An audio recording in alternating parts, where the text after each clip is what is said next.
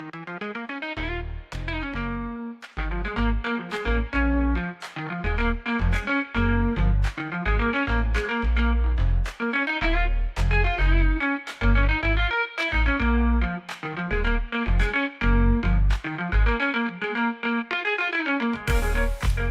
back from a long time ago. Happy New Year. Happy well into the new year. Yeah, shit happened. Yeah, whatever. No, it's been a while actually. I think it was December the 18th, the last we met. Yeah, only because when I opened the thing, that was the last date I had written down. It was December the 18th, the last episode, and then I went to Malaysia. That was really fun. Shout out the Malaysia crew. Honestly, Malaysia was fucking phenomenal. We got to go back. We should talk about my adventures. Trip Yeah, in Malaysia. It was Malaysia, and then it was London for like a month basically, and then I got back, and then it was February, and then it was an entire February of basically no free weekends. Like every weekend it was running the cafe. We got hired to do an event. Yeah, that was fucking sick. Yeah, so we got hired to do an event. That was like 2 days we did that. Then it was the cafe again, and then a bunch of tax things that had to be done that took like all day. Then it was like editing backlog that had to be finished off. And oh my god, then it was work stuff that has to be done. End of the year shit to do. My god, honestly, to be fair, it's the end of the financial year in Japan. Everything is kind of right because everything rolls over March. Yeah, exactly. Just today I signed a contract for my job for next year. So. Exactly. Yeah, I think March is going to be a little bit easier, but March is going to be. It always is. It's like a big sort of a stampede to the finish line for a lot of domestic companies where they realize they have a shit ton of budget left over. Yep. So a lot of them will do like these bullshit fam trips, which are, oh my god, they're so. I mean, that's what's happening at my work too, because I know like the first day back this week is going to be like, how much budget do we have left? Okay, what do we need to spend? Yeah. Like, what can we spend it on? We just buy shit. I think working at Tokyo Weekend back like 7-8 years ago when I was doing that. There was a big thing where every time of year around this time, you'll get reached out to by various like prefectures, and they'll be like, "Hello, do you want to write article about our prefecture? We have a thing that we want to show you." And you go there, and you're like, "No one really gives a shit that we're here or that we're doing. Like, this isn't actually like a tour or anything like substantial. This is basically you just have money left over because we'll charge them like way over like the normal rate." And it'll be like, we'll pay it. We got to get rid of this money. Sounds good. But if you're the writer, you get a free trip, you know? Hey, you can't argue with that. I got to go to Fuji City. And the entire Fuji City tour is basically biking around Fuji City, checking out Mount Fuji, eating Fuji stuff. A lot of drinking. Oh, a lot of drinking. I mean, that's just rural Japan, right? Like rural Japan it's all drinking. And then there's some famous mountain. Bro's got it. David, stop about that. We're an alcoholic-free podcast now. Of course. Cool, but did I miss Kirin Lager? But we'll start from the beginning. Malaysia. I ate so much food. Yeah, of course. That's kind of the thing I hear the most about Malaysia is that food's pretty good. I did nothing but eating in Malaysia. So I was there as part of my job. Do you know what I need to do? I need to hurry up and fill out my... There's a form that I have to fill in for my company. And once I filled in the form, I can talk about where I work online without... It's only been like 2 fucking years. It's been 2 fucking years. I just keep forgetting to do it. So I keep going, the company I work for. Everyone knows where I work. Yeah, at this point, I don't think that's a... It's not a fucking secret. A mystery. Yeah, everyone knows where I work. Everyone knows who I work for. It's on my fucking LinkedIn. Until I fill out that stupid form, I'm just not allowed to openly say where I work on social media. It's so dumb, but Japanese company. But anyway, so where I work, we had this big like Malaysian festival. So we're bringing talents to this festival. This time, Joey was invited with all the Trash Days boys and stuff. I can talk about this because it's happened already, you know? Yeah. So again, that was like 2 months ago. It was like 2 months ago. All the boys couldn't make it this time, but Joey was like, Malaysia sounds sick. I'll go for an extended trip. So bro was there like a week and a half before me, just traveling around. I get a call and he's like, "Oh, when are you coming to Malaysia, Jordan?" I'm like, "I don't know, like during the period that I'll be working in Malaysia." And he's like, "Can you come 2 weeks early?" And I'm like, no. I'm like, I wish I could. Next time I will, but this time, sadly, I can't, you know? But when I eventually did go there, it was essentially just how much of Malaysia can you eat in the 3 days you're in Malaysia? And we did so much eating. It was so fucking sick, dude. It was like nasi goreng, nasi laksa, the really good noodle dish with like shrimp and stuff in it. I forget what it's called. But The noodle dish with shrimp and stuff. it was like this deep, like coconut-based soup dish with like thick-ish noodles inside of it. Laksa. Something laksa. Look up laksa. Laksa. Yeah. That's it. Soy coconut based laksa. Yep, laksa. But every different region in Malaysia has a different type of laksa. So Okay, yeah. So depending on the exact like little region you're in, the laksa is like completely different. So I got laksa from like the nice hotel we were staying in. It was fucking delectable, dude. That one. Yeah, it's like a curry ramen type of thing. Yeah, but it's like super rich in a way that's very Moorish. It's not like too overpowering. It's not too thick. Coconut anything is kind of like that in general. Yeah. It's just- Like silky is the way to explain it, right? Yes. Like it was very, very well done. But no, Malaysia was good. A lot of traveling, a lot of like eating in Malaysia. The festival was fantastic. Got to meet a lot of people. It was weird as well because like comic festivals are interesting, especially when I'm there for work. So I'm there to be like, hello, I'm Mr. Green. I am sales manager for Joey. You know, that's my job. I'm here to make sure this goes off without a hitch and no one dies or abuses the talent. You know, that is my job. And I'm standing there, I'm guarding up, you know, I'm making things happen. Guy comes over to me and he's like, hello, Jordan. I go, hello, who the fuck? I'm like, hello? Who the fuck are you? I'm like, hello. And he's like, I listen to your podcast. Like I said, apparently a lot of people from Malaysia and Singapore listen to this podcast. Insane. I get, hello, Jordan. I'm like, hello? They're like, I watched you on Tokyo Creative when you used to be on Tokyo Creative. I was like, thanks, man. He's like, I also follow YouTube. I was like, oh, cool. He's like, I also listen to your podcast. And I was like, all right, step in. Because that means you know the real me. Listen, chill. you need to back off. Brother, I'm going to need you to be quiet. I'm going to need you to whisper these notes real softly, bro. Careful, dude. But no, I got to love it. I got a lot of like guys approaching me being like, oh, hello, I know you from like this thing you've done in Japan. I follow your YouTube channel. I've like heard your podcast, or like I know that you're doing like X, Y, and Z now. And I'm like, oh, that's really cool that you guys like know of my existence and the things I'm doing online, which like does make sense because I look at like the things I'm doing and I'm like, I've only got a couple thousand people following here. Oh, only a couple thousand to a couple of hundred people watched this thing or done this thing. Right. And you don't think of the number, and then like you don't think of the number in terms of people. Yes, if suddenly that many people were to walk in a room, you'd be like, what the fuck? Exactly. Yeah. Yeah. I never think of it that way. So whenever I do meet people in the wild who actually know or watch the things I do, I'm always like, that's right. Thousands of people saw this. And while in the grand scale of things, that's not ginormous. That's basically nothing. Yeah. But like, you're not comparing it to the population of the planet. Exactly. Like, it's still like a significant amount of people like watching the things that I'm doing. And I was like, oh, dude, like, really appreciate like actually taking the time to like watch my stuff and what have you. It was great, honestly. Really good time. Really nice people. Super nice people, honestly. It's definitely a place I want to go. Like, if I think like, if I'm gonna get, because this year was weird for me. I got like 2 months off, but it was weird. So I got like, it's so strange because I kind of do like a weird dual job where I'm working at the university most of the time, but then I'm also working at the elementary school sometimes. Oh yeah, that's right. Your contract is weird. But the elementary school closes at a different time than the university, because the university has a bigger break, right? Yes. So there'd be like a month where I don't work. I came back for another month, and then my company's like, oh, hey, by the way, you need to come in for an extra week sometime during your vacation time because we fucked up and didn't give you enough hours. Hilarious. I'm like, 5 days worth of an entire week? How did you not? How did you fuck this I up? don't know how the fuck.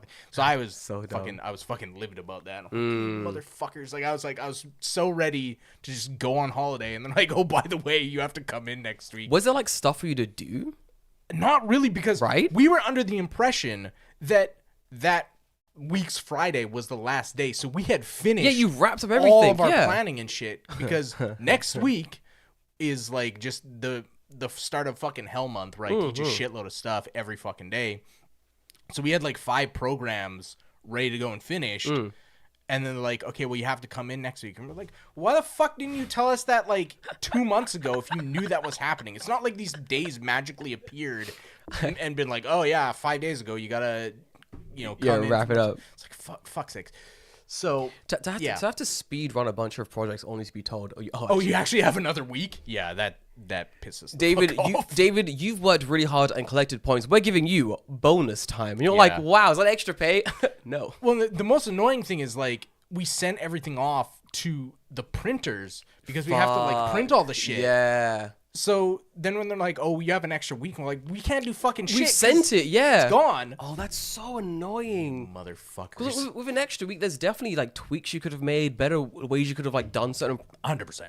Oh, that's so irritating. 100%. But yeah, but I can't complain. 2 months off is a long time. I mean, I'll take it. Yeah, 100%. February's felt like it's been very, very, very long, even though it's actually been. It's very tiny. Yeah. It's a short month, We're but I basically feel like done I'm now. like, man, I haven't been working fucking forever. What the fuck's going on? We've had the opposite February. My February has been, yo, when can I leave work? Yeah. I've been here for 15 days straight. Can I go home now? Like, what the actual fuck is going on? It's been a very strange February. Also, February's been very like short, I would say. Like it's gone. Like it's done. Yeah. The fact that it's already like over. I mean, February only has 28 days, yeah. We're done. So the fact that So it's done. like already done is not surprising, but yeah, it's just like it feels like it's gone really, really fast. No, yeah, it's been a weird month, yeah. So next year as well, you've re-signed your contract. Next year as well, you're also doing like a weird 2-month off at the same time. Big travels. I don't fucking. It's weird. So like I actually just because I signed the contract this morning. Nice. I read it.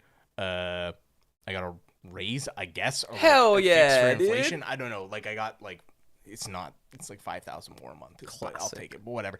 But like there's a clause in my thing that like, oh, if you aren't needed at the university, we'll go send you to some other place where you can teach as like a substitute sometime. Ooh, wait a minute, I don't like that. And I was looking at it, and my coworker like texted us, and they're like, "Is this in your contract too?" And I'm like, "Yeah." And she's like, "Well, it's been there forever, but they've never actually ever invoked it." And I'm like, "That's weird." Oh, wait, what? So I think what it actually is my boss at the university is like, "No, we need them here all the time, just to keep us there and not have us sent into the fucking coal mine somewhere in Tokyo." No, that makes sense because they'll probably have like a weird contract thing where the school has a separate contract with like another whatever to be like, we'll take an extra X amount of money on top of our contracted fees to send teacher to this school somewhere. Yeah. No, fuck that. But it said like 30 days out of the year, so like a month out of the year, you had to be available to go somewhere else. And I'm like, where are you sending me? Yeah, I'm like, well, 30 days is like insane. Like that's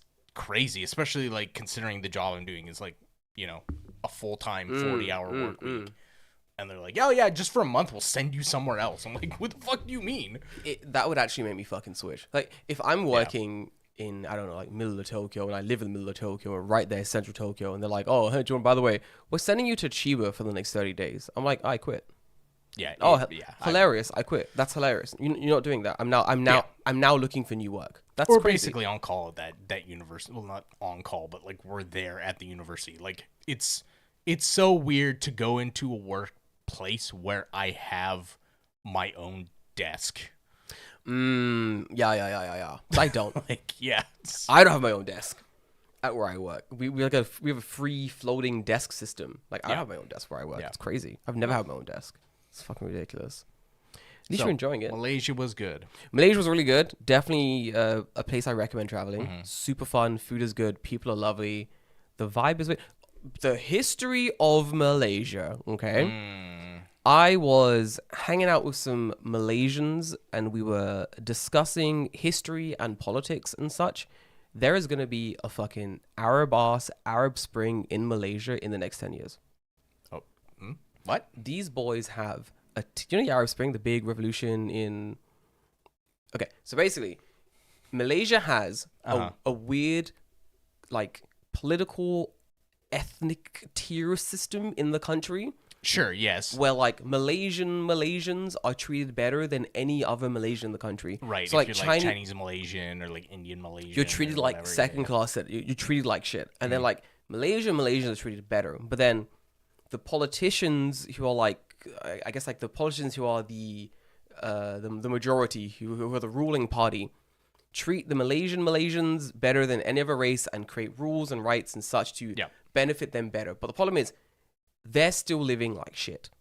You know? So like, I was talking to them and I was like, so how is everything? They're like, it's great. And I'm like, let's dig a little bit. So after digging down a bit, I realized it's actually not that great for them still. So I'm like, you're the privileged people of Malaysia. You're not the ones being treated like complete shit. And it still isn't good for you. But because you're not being treated as bad as like the Indian Malaysians or the Chinese Malaysians, you've tricked yourself into believing it's fine when it's actually not. And I was talking about, we were talking for like 2 hours about this. I would not let them change to be fair, it was a great conversation. I wasn't forcing it there, but I was having a grand old time. But like the general like vibe was like, it's fine for us because it's better for us than it is for them. But I was like, but is it good for you?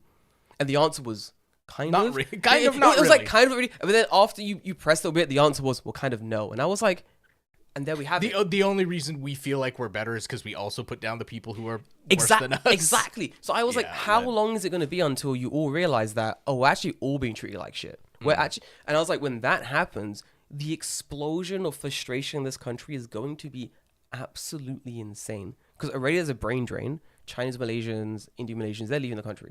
They're being treated like shit. Why would they stay? They're leaving the country. But like Muslim Malaysians, I think it is, and then Malaysian Malaysians, they're just staying for a while. But then eventually, there's going to be a point where everything bubbles over and the entire country just kind of explodes. And I'm waiting for that. Politically, it's going to be very interesting. Where was it in Southeast Asia that they recently had like a fucking coup or something happened like recently? I don't remember where it was. Southeast Asia had a coup? I mean, there's never not a coup somewhere in some place, but my brain is scanning through all the coups that happened in Southeast Asia last week. Like I don't remember where it was, but like, was it Nepal? Where the fuck was it? Because like I remember. The like people of the country used Discord to like elect a new prime minister. Yes. Wait, where this was. Discord election. Oh, I know what you're Nepal. talking about. It was Nepal. Yeah. Oh, that was fantastic. I don't know. Holy I don't know if it was a coup then, but like, yeah. Kind of. But yeah, it was like a Gen Z led movement, basically. Well, the like leader of Nepal got like ousted from his like fucking house and had to like flee the country because like Gen Z was like tired of their shit. Yeah. And you look at like the way that dude is living, and he's just fucking king of the shit pile, right? He's just like, I'm the best, and everyone else just getting treated like garbage. Wasn't that the same location where like they like had a big flood or something there? I think it's the same place. It's possible. A bunch of things happened in Southeast Asia around the same time, but like it's really hard to remember which event happened in which country. But it was probably Nepal or somewhere else where flooding happened, and then the money that the government was meant to spend on flood protections, they just didn't spend it. They spent it on like Gucci bags and shit. Yeah, it might have been a situation. I remember there being like cars involved or something. Someone's like, oh well, I was supposed to spend this on like relief food for my people, but that Nissan though. Listen, it's the RX 750. Yeah, exactly, right? I gotta get it. Fucking above MSRP. Yeah. We gotta get this car, girl. Like, nonsense. There's a lot of that. Yeah, it was something like that. I don't remember the specifics, but yeah. There is gonna be more of that in Malaysia in the next like 5-10 years, I think. You can't have a country like built on a system like that. So like I wonder, because like Malaysia has kind of a shared history with Singapore. I wonder what kind of like situation happens there. Like it's weird. Like Singapore as a country is very strange. Oh yeah. It's weird. Well, wasn't it just a territory of Malaysia at one point? Then they cut themselves off or something like that. I don't want to get into like the history of Singapore because that's like an entirely different podcast, and I don't know enough to be confident about what I'm saying. Same. But they do have obviously they have a shared history because Singapore is like a city-state country. It's like the Vatican basically. No, yeah. But I did read a few books on like the history of like sort of Malaysia being established and coming to power.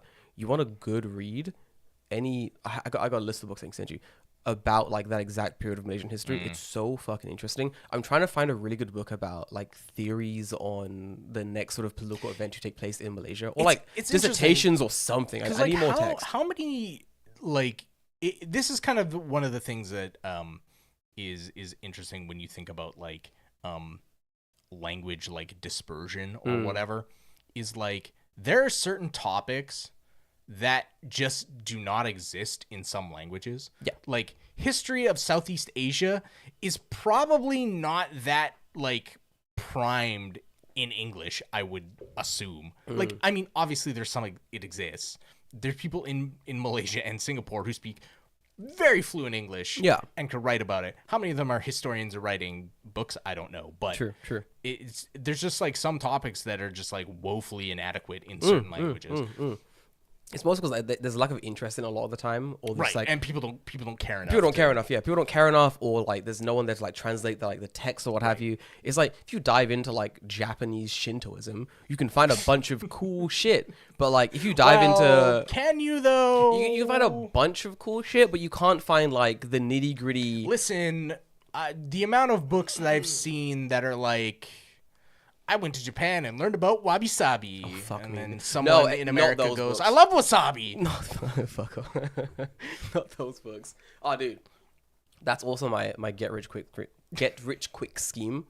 Writing about I'm gonna write how I learned the ancient art of whatever. Whatever, yeah. My plan is to pick a Japanese word not used yet that has like really sort of vague concepts and be like, oh, how I learned the ancient art of, I don't fucking know, like koroshi or some shit. Like, the ancient art of working till I die. Like, I don't know, like some nonsense. Zangyo, the ability to go the extra percent. Yeah, exactly. My name is, I gotta pick a fake name though. I'm John Johnson. I've been living in Japan for 10 years. To be honest, your name's already kind of really generic. If you just said you were a white guy, people would believe you. Oh, brother, you know I'm saying I'm a white guy. I'm like, I'm Jordan Green, no relation to the other one. Oh, you mean like Hank Green? Yeah. Yeah. And his brother, the other Green, who's also a writer. He's also a writer, yeah. You're the third Green. I'm the third Green, yeah. I'm the third Green they don't talk about, basically. Right, okay. Yeah. Because I moved to Japan at a young age, and I write shit books about wabi-sabi and onigiri. We don't talk about it. We don't talk about that one. He's only my half brother. Yeah, this is my new textbook. It's called Yakiniku. It's the art of staying cool under pressure. I don't fucking know. Absolute nonsense. Yeah.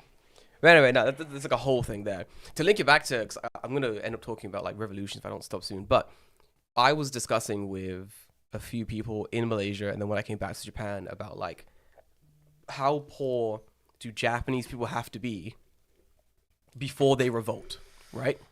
Pretty poor, apparently. Pretty poor. So it connects into like the larger like visa topic we also wanted to talk about today. Oh man, I completely forgot. We had a fucking snap election since the last time that we did. Yeah, exactly. So like there's a very interesting thing I saw where someone was going around doing the whole fucking classic street interview nonsense, and they were like, there's a ramen store in Japan that's charging double the price to foreigners. What do you think about it? And like, I don't know. If you ask me, I'm like, I don't care. Ramen's shit, so I don't fucking give a shit. Subpar ramen place charging double price sounds like a failing business. To tourists or foreigners specifically? Yeah, well, if you can't read Japanese, basically. Oh, okay. Well, that's it. Yeah. So problem solved. Literally. So there is a Japanese menu and an English menu, and if you click the Japanese menu and you order in Japanese, the price is lower. Yeah, on the little keypad shit, your price is low. But if you click the English button and you order in English, the price is like a lot higher. And everyone's freaking out, this is racist. I'm like, this has been going on since the beginning of time. Mm-hmm. This happens in the UK. Mm-hmm. This happens in Japan. This happens in America. This happens everywhere. Yeah. You're paying an idiot tax. That's it. Like you can't read the language of the place you're living in. Maybe in not so many words, but yeah, you are paying an idiot tax. Yeah, well, not in so many words, but yeah, you're paying I can't speak the native language tax, and it sucks. But every fucking country has it. Like, there's no country that doesn't have this stupid tax. I mean, at least maybe not as blatantly as that. No, Japan's is fucked up. Yeah, but you know, you go to any country, and if you're foreign, there's like, oh, I'm gonna upsell this guy because 100%. No shit. Yeah, but suddenly if you're like, well, this is a scam, and you say that in whatever language, they're like, oh, okay, well now I look like a fucking asshole. Like a fucking I dickhead, gotta yeah. walk this back. But this guy was going around basically asking people like, oh, what do you think of this like this ramen place that's like doubling the price for internationals? And there was some pretty interesting comments. I saw one and I was like, you guys are stupid. This girl was like, well, you know, Japan's salaries haven't raised in the last like 20 years. So I think we got to charge foreigners more. And I paused the video and I was like, oh, these guys are idiots, because let's really break this down, right? Japanese salaries haven't increased in like the last decade, maybe 2 decades. Whose fault is that? Let's think. Could this be Right. Could this be the foreigners' fault who come here to onigiri? Or could this be the fault of the Japanese people voting in the fucking LDP for 30 fucking years? Like, is this not like the definition of insanity? Well, You're doing the same thing for 30 fucking years and you're expecting change? These fuckers aren't gonna change anything. What's wrong with you people? Like, they keep doing it. Oh, Taguchi's gonna make a change, and then she doesn't. She's not done anything, and now they're surprised. I don't get it. It's fucking stupid. it is funny. Like that talking point is really goofy. Like, oh, we should charge foreigners more because the Japanese yen has like depreciated, and it's like, well, the problem is the Japanese yen depreciated. The problem is not the other currency appreciating, because that's out of your control completely. Yeah, exactly. But you vote in the election to make policy. And Yeah. Takuchi literally said, I'm gonna make the yen shit. Well, and the funny thing is like, people voted her in on like, you know, fuck foreigners, we hate them, immigration, blah, blah, blah. That's right, And then yeah. like, she's like way more open to immigration on certain like visas and stuff. And they're like, wait, no, not like that. She loves immigration. Yeah, of course she does. She understands that, as most politicians do, that we need increased tourism in Japan in order to boost the Japanese economy. The Japanese government policy on this is they want 60 million tourists in visiting Japan by 2030. Okay, and now they're putting in things in place to make that happen. I think the current number is like 20 or 30 million. They want to double that, right? Right. They're trying to double that. So that policy position hasn't changed since before. Who's the guy before Takuchi? The weird guy who eats. Kishida. Kishida. No, No, the other not guy. Kishida. The guy, he's good with international. Ishiba. Ishiba, yeah. That was Kishida, Kishida. Kishida, yeah, it's, you know. Abe, God rest his soul. But yeah, that's been the policy of the Japanese government for like the last 5 to 10 years, basically. So having a new person come in from the same fucking party, why did you expect a sudden 180 change, right? It's not going to happen. It's the same party. They have the same policies. It's just dressed up by different masks. You guys are fucking stupid. It is funny too, because like I recently I've seen a lot of stuff talking about how this is probably just Netio kind of asshole people talking definitely. shit, but they're just constantly complaining like, oh, every time I go to the Konbini now in Tokyo, all the fucking cashiers are foreign. And like, I remember just seeing this on Twitter, because I'm on Japanese Twitter, and I see like these comments, and then just the reply to that comment was, then go work at the Konbini, you piece of shit. Go look at the company. It's like, you don't want to do the job, but you'll bitch about who does do the job. Yeah. In a thing that like is literally conveniencing you, right? Like, Yeah. 'cause, like, if that foreign worker wasn't there, no one would be at that store, because you're definitely not wanting to do that job. Yep. Regular Japanese people aren't wanting to do that job. Nope. So like, who the fuck do you expect to work Who does there? the job? Right? There's So a- who's doing the job? There's a it's billion, not you. Yeah. There's also a billion companies and they never close. No, they're exactly. always open.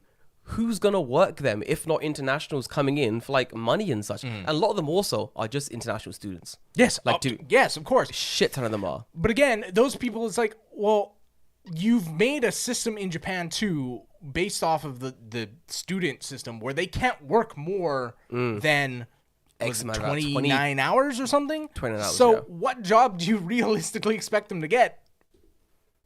That's Work at a restaurant. Yep. Work at a committee. That's it.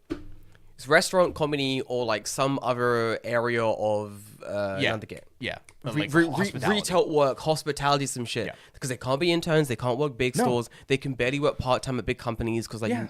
there's not enough hours they can work basically. Like What do you want? Yep. There's too many foreigners working in companies. You're buying a fucking pizza bun and a beer. Shut the fuck up. Like, go home to your wife who hates you and your kids who don't like your presence. Like, shut up. Like, Yeah. It is so but again, it's like, you know, you're the ones who have set the precedent with who you elect exactly. to base your immigration policy on. Like, if you're mad at the current system, well, you voted the same people in 35 years in a row. Yeah. Do something. What do you expect? It's like, did you just expect it to change now? Like, we will talk about the recent changes to immigration because those are fucking bad, weird. I don't know Very weird, yeah. how to reach. I was talking about, there's a very interesting video I was making a little while ago where this soba store in Osaka decided that they were going to make, no, it was in Tokyo, sorry. It was in Tokyo, in Roppongi. They decided it's going to be, we're going to ban internationals coming into the store. Cool. No tourists, no internationals allowed during lunch hours. You're not allowed in. Sick. Cool. It was around the time where, like, what's her fucking name? Takeshi-san? The new prime minister. Her name just escaped me. Takaichi. Come on, Takaichi. It was around the time when Takaichi became the prime minister. So everyone assumed that it was a national mandate on racism. They assumed racism, A-OK, only against foreigners. Right. Don't worry about it. They forgot that the Japanese constitution exists and there are actually laws in the country. So they put out a sign base saying, no foreigners allowed, lol, get fucked. The parent company was like, Oh, yes. Okay. Now that you've said that, I remember the story. Yes. Parent company was like, yeah, no, that's illegal, and also you're closed. Just obliterated the store. The store is still today permanently closed. They just nuked the store. They were like, no, this is ridiculous. Nuked the store, moved on. Like, fuck it.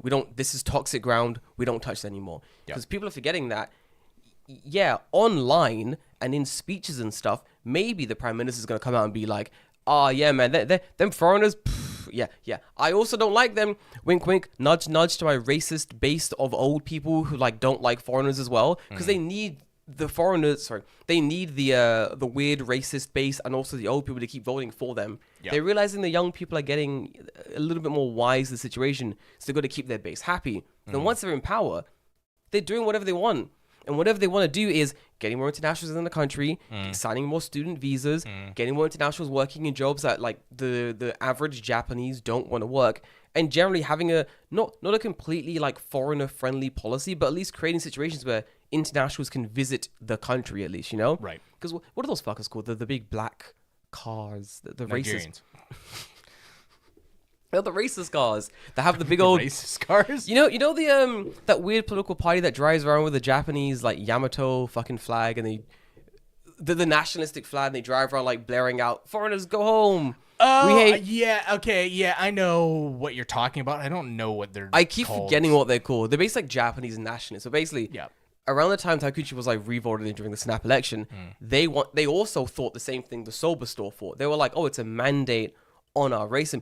Our racism has been rubber stamped. Banzai. Right, yeah. We're gonna drive our trucks through Shinjuku. Shibuya, go on. We're gonna drive our trucks through Shibuya, and we're gonna do the whole fucking foreigners go home, racism today type shit, right? Yeah. They forgot two important things. One, no mandate on racism. Sorry, guys, can't do that. You gotta apply for your little shitty permit and then decide where you want to go. Where you want to go? Yeah. And two, remember the Mario Kart situation? Yeah. That applies to them as well. So they have to. Oh, because they passed that law. Right? Okay. Yes. If you're you have to notify people beforehand. They passed the law in Shibuya where basically you want to ride your shitty Mario Karts through Shibuya, you have to provide them with a notice to let them know we want to ride on this track these dates. You have to hold a public meeting with residents of the area to discuss why you're doing this, what you want to accomplish, and also let the residents, like, raise concerns and such. That didn't just apply to the Mario Karts. No, it's anything. Yes. And so they thought they could just drive through Shibuya. The police fucking stopped them. The police rocked up and arrested them. They were like, not in our shoot. Where are your papers? Bro got sir, you're looking suspicious. I'm honestly surprised that those political trucks that are just, like, out and just, like, on the street and just blaring stuff out of loudspeakers are legal. Like, Can't stand them. So it's so funny because, like, Japan has this and I will say it's like endemic of Japan, of just like Karen ass neighbors who, if you make a singular sound, that they will call the fucking cops on you. Like, I've seen enough stories to know that that is the case. Yep. And yet it's those kind of like neighbors who are just completely 1000% behind noisy ass fucking cars driving around being fucking nuisances, right? Like, the cops aren't getting called on those people. No. But you'll have people who are like, you ate sneezed too loud. Yeah, It's literally. it's like these two things do not make sense in the same it's so fucking weird. It's 3 p.m. Why are you aggressively frying an egg? I can hear that butter melting. Arrest him. It's that kind of shit. It's if you spend like more than 20-30 minutes like walking around like Shinjuku, specifically Shinjuku, I think is more they're than bad, anything. yeah. And in Shibuya, it's not just the political vans, but you'll see like Oh. a host who has rented a Yes. fucking full ass trailer, Jesus plastered Christ. their face across it and been like, "It's my birthday," and it just Yeah. like plays a song on loop or like some idol group or some shit, and they'll just drive around. It is the biggest waste of resources I've ever seen, and I'm just like, how are these not banned or you know- like illegal? It's crazy to me that stuff is just okay. What's insane as well is that this is bad advertisement. Like, I have seen people stop on the street to take photos of billboards of Pokemon and little signs of Hello Kitty, and their favorite idol group has a thing in Shibuya. Snap, snap, snap, right? Yeah. I've never once seen anyone stop to take a photo of one of those trucks. Well, because the first thing that comes to mind when I see that truck is that annoying cunt. That these fucks. These Like, fuckers. that is the immediate thought I have. I'm like, what a fucking Yeah, asshole. what a dickhead. Do you know, it reminds me of like YouTube ads. You know what especially Japanese YouTube ads are the worst YouTube ads known to man. There's one that plays recently with like a kid, or not a kid, like a grown ass fucking adult. Is it the two not funny comedians? Yes. See? And one of them talks like, but he's talking like a Yep. he's talking like a child, but in a way that like an adult is portraying a child for comedic effect, but it's bad. Yeah. It's the fucking the worst. Awful. And I can't skip the first 5 seconds of that commercial, and it happens all the fucking time. Man, the internet was such a Wild West great place where we said we will be free from commercials. Netflix will be free from commercials. Preach. YouTube will be free from commercials. We will Preach. throw off the yokes of our corporate masters. Preach. And Now it's just cable. man, look at where the fuck we are now. It's cable all over again. Yeah. Oh yeah. Like, Japanese commercials are so bad that I was It's like, fucking bad. do you know the meme that's like, am I wrong? No, it's the kids who are wrong. It's the kids who are wrong. Am I out of touch? It's the Am I out kids of who are wrong. touch? It's the kids who are wrong. I was like, should I get YouTube Premium? But then I was like, no. Stronger ad block. Yeah, yes. Brave. Stronger ad block. I will not have you purposely ruin my YouTube experience with your nonsense. So I get premium. No, fuck you. Like, give me normal adverts. I don't want a Japanese man screaming at me at 3 a.m. about his shit comedy special. I will kill him. I'll do it. He's annoying as fuck, dude. Yeah. But yeah, Yeah. It's those trucks are the IRL version of YouTube ads in Japan. Like, you're existing, you're with the boys. Yeah, it is. It is like real life version of YouTube ads. Because you have to stop your conversation. Because we'll be walking somewhere, we'll be like, oh man, do you know what? Humvee would be good right now. Let's. and it is the worst part because it does feel like a commercial because 90% of the time that you see them, you're stuck at a red light on a corner and they're driving by. And you're just like, no. This is like, it is like watching an ad. Like literally, you're like, well, I gotta wait for it to drive by because the light has to change. And I also can't continue my conversation because this shit's so fucking loud. Yeah. I gotta wait. I gotta wait for it to fuck off, and then I can. And it's always about 5 to 30 seconds just being stuck there. There's specifically, there's a board, like not like a bulletin board, but like, like a board for posters or whatever. Yeah. In Shibuya Station, when you come out of the Toyoko line. Oh yeah, the big long one. Yeah, and it's like, so you go down like the long hallway and then you Yeah. can go up into like the actual like Shibuya Square. Yeah. I'm area. talking about But there's always like posters there for like hosts, like it's Satoshi's birthday, and I'm like, look at this fucking ass. I'm like, how much of a weirdo narcissist do you have to be that you're posting there about your fucking? No one cares, Satoshi. Didn't they fuck off? Have you seen they made like a new rule where they were like hosts can no longer fuck the guests or something like that? I mean, that's been a rule forever, but I don't know how stringently that's been followed. I think they doubled down and they were like, there's like a new rule that's basically going to destroy host clubs where they were like, hosts can't do a certain. There are a few aspects of being a host that they can no longer like do legally. If they're caught doing it, they're going to be arrested or whatever. And it's like, you can't be fucking the guests no more, and you can't be stealing all their money. And basically, yeah, it's. I mean. Yeah, potentially. Like you got to It's like stop. coercion, really. It's like what it is. It is. It's coercion. You're being a fake boyfriend to steal thousands of dollars off these fucking poor 40-year-old women. Like, what and a they're shit. they're just like poor and destitute, going to their day job, and it's just like, oh, Dude, you're poor. It's so sad as well, dude. It is sad because it's like, man, you could just like go out and meet people, and then you would like not have this fucking issue. You could literally meet anyone. Like, no matter, guys, listen, guys, lock in for a second. Especially women. Women lock in.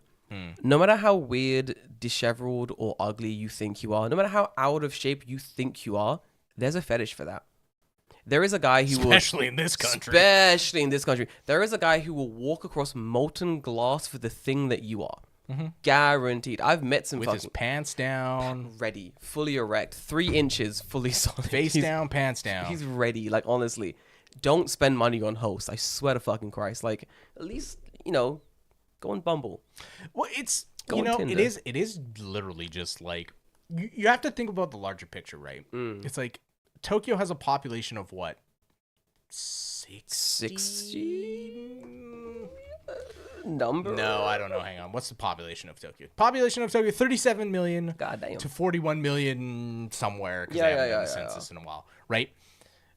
Let's say half of that are the other gender or whatever that you're interested in. Or Yeah. maybe you're interested in the same gender. It doesn't really matter because it's basically a 50-50 split. Easy. If you're bisexual, hey, I guess you get 100%. Roll So them great dice. for you. Roll them dice, girl. Yeah. You're trying to tell me that out of 37 million people, one person find doesn't one? like you? You can find one. Just one. You can find one. Just one. I have met and I know of some of the most unhinged, bland personalitied, Oh, yeah. boring motherfuckers who have like partners that generally love them. You're gonna be fine. Like you're gonna be perfectly okay. Just put yourself out there. It's just that it's a case of just putting yourself out there. Go on Bumble. Go on Tinder. Go to any meetup on any weird hobby you have. You'll find your partner there. Like, don't fuck around. Seriously, do not give money to hosts. Like, seriously, it's an industry that I need for it to fuck off as soon as possible. It preys on the mentally damaged. It Right? does. Like not maybe damage is the wrong word, but like just they're in their head so much that it's just like an issue, right? Yeah, it also takes away from what could be very healthy third spaces. Like Japan's got a big lack of third spaces. Like a lot of the third spaces have been taken over by like host clubs and stuff. Like what should be a good third, like Artedly. Artedly is a third space. Artedly is someone that isn't the home and it's not work. It's a third location you can go to hang out and meet friends and do whatever. And with these host clubs and like girls bars and stuff, that's a third place that could have existed that instead people are like spending their time there, like lonely and desperate in a girls bar or a host You know club or what? something. I was talking to my friends about like interactions in online games, but I think this, now that you've mentioned this, I think this actually applies to real life as well. 100%. Because we were talking about we're playing a game called Deadlock, and it's like a MOBA game. So, it's like Dota, it's like League or whatever, right? So the reputation is that like if you talk in voice chat, typically you will get a like toxic response. Yeah. Right? Or like someone will tell you to shut the fuck up. I think it's weirdly that like that kind of behavior has come from or permeated into, I'm not sure which way it goes, but into real life to the point where like people are afraid to go out to those third places and talk to people because they have like PTSD of like people are inherently fucking negative to me all the time. Yeah. So my expected response is like, oh hey, I want to like, this is not discounting people who are fucking creepy. Yeah, like, yeah, true. But I'm talking like generally normal, socially adept people are just like afraid to go out and talk to people because the expected response is like, oh hey, how are you doing? And it's like, fuck you, creep, get away from me, right? And that goes like both ways. So like we've been weirdly conditioned to expect that as like the default response. You're just like, I just don't want to deal with that anymore, right? And you're completely right, because those third spaces don't exist in a way that they used to before. Yeah. And even if they do, what happens when you go to those third place? You go with your friends and you don't talk to anyone except for your friends. Yeah. And that's because your expected response from anyone else is like, who the fuck are you? Fuck off. I don't want to talk to you. It's weird as well. A lot of those third spaces, so they need like healthy calluses there as well. For example, one of my long-term dreams that I'll eventually do is create like a cafe and a community center that's also like a third space. And in a space like that, you need someone who is a catalyst. There's a cafe called Maya Maya in oh my god, it's called Nishi Nagasaki Station in Tokyo, or Nishi Nakano Station. It's got a weird Nishi Nagasaki Station. Sounds like it should be in Nagasaki. Yeah, it's like location prefecture. I forget which but it's in Tokyo. If you type in MIA Cafe, you'll find it. Nishi Nagahori? No, that's in Osaka. No, that's in Osaka. Type in Maya Cafe. MIA. Oh, MIA. Yeah. Cafe, and it'll come up. And the station name is really weird. It's in Toshima. The closest station There you go. Higashi, scroll down. There you go. Higashi Nagasaki. Wow, okay, it is Higashi Nagasaki. Higashi Nagasaki. East but it's in Tokyo. Long Bridge. Yeah, it's cool. But that location is really cool. The guy who owns it is like an Australian guy, and he owns it, I think, with his wife. But the Australian guy is normally there. That guy, talking with the hat on. This guy. Yeah, he's cool. He is a very good... Hang on, I have the magic where I can bring this up in a browser now. Do it, he's really cool. Zoop. So that guy's really, really good at running third spaces. He is basically a catalyst in the area. So he remembers you if you come in by yourself, and he's like, he'll talk. 4.5 rating. It's great. High. He'll come in by yourself. He'll talk to you. He'll ask you about like what you're doing, what you do. He knows other people in industries or like similar hobbies to you, and he will, if both parties are comfortable, he will like just be like, oh, you like X thing? So does this guy. You guys should have a quick hello and like see what that's about, you know? And I've seen him do it a lot, and I'm like, this is a really good third space. Like, absolutely fucking fantastic. But to the extent where this store should be 5 stars.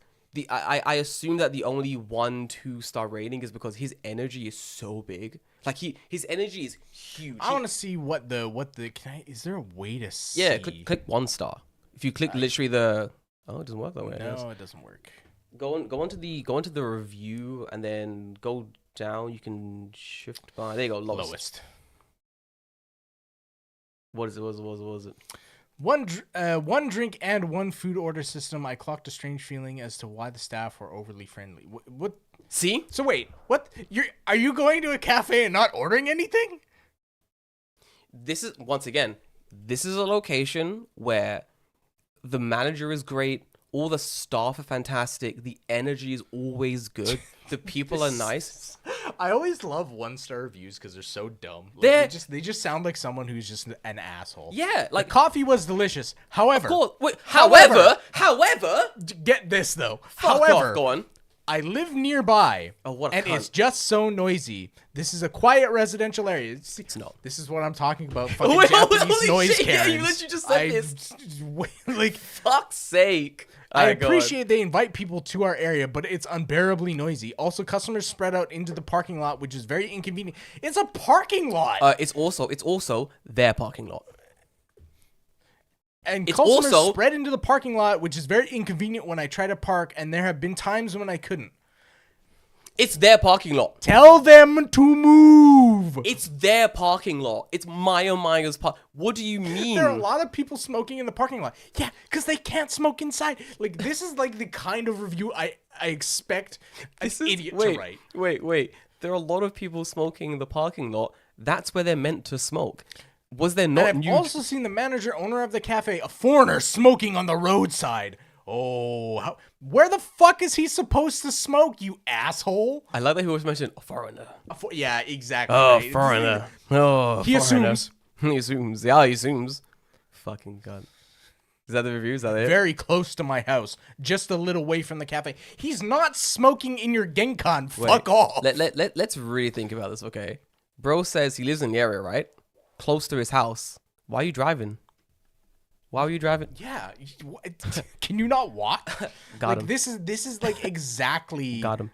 exactly what I mean about people who just like are The- absolute fucking Karen assholes in Japan who just the- write stupid shit. The problem is as well. So this location, it's attracting a lot of internationals to come to not even international. Sorry. Yeah.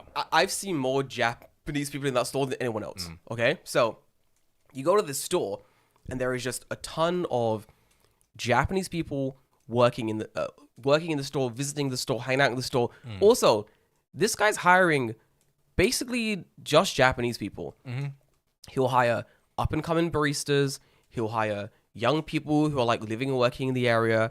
He'll hire people who just like need jobs and stuff. Like the guy is creating jobs and also creating an energy in the area where people are coming in, going to the cafe, but then also exploring the greater area, right? This is a net positive for the shitty station you live in. Say it again. Your station's dog shit. It's called Higashi Nagasaki. Fuck you. The only thing on your station, on that line, is the Harry Potter Museum. Okay. The Harry Potter Studio Museum is like on that line somewhere. Brother, shut up. This man is bringing people to your area. I would have never come to this area without that cafe. I came for the cafe, went, saw the cafe, was like, wow, this cafe is cool. Went inside, little coffee, little snack, went for a walk in the area, found a lunch spot, hung out there.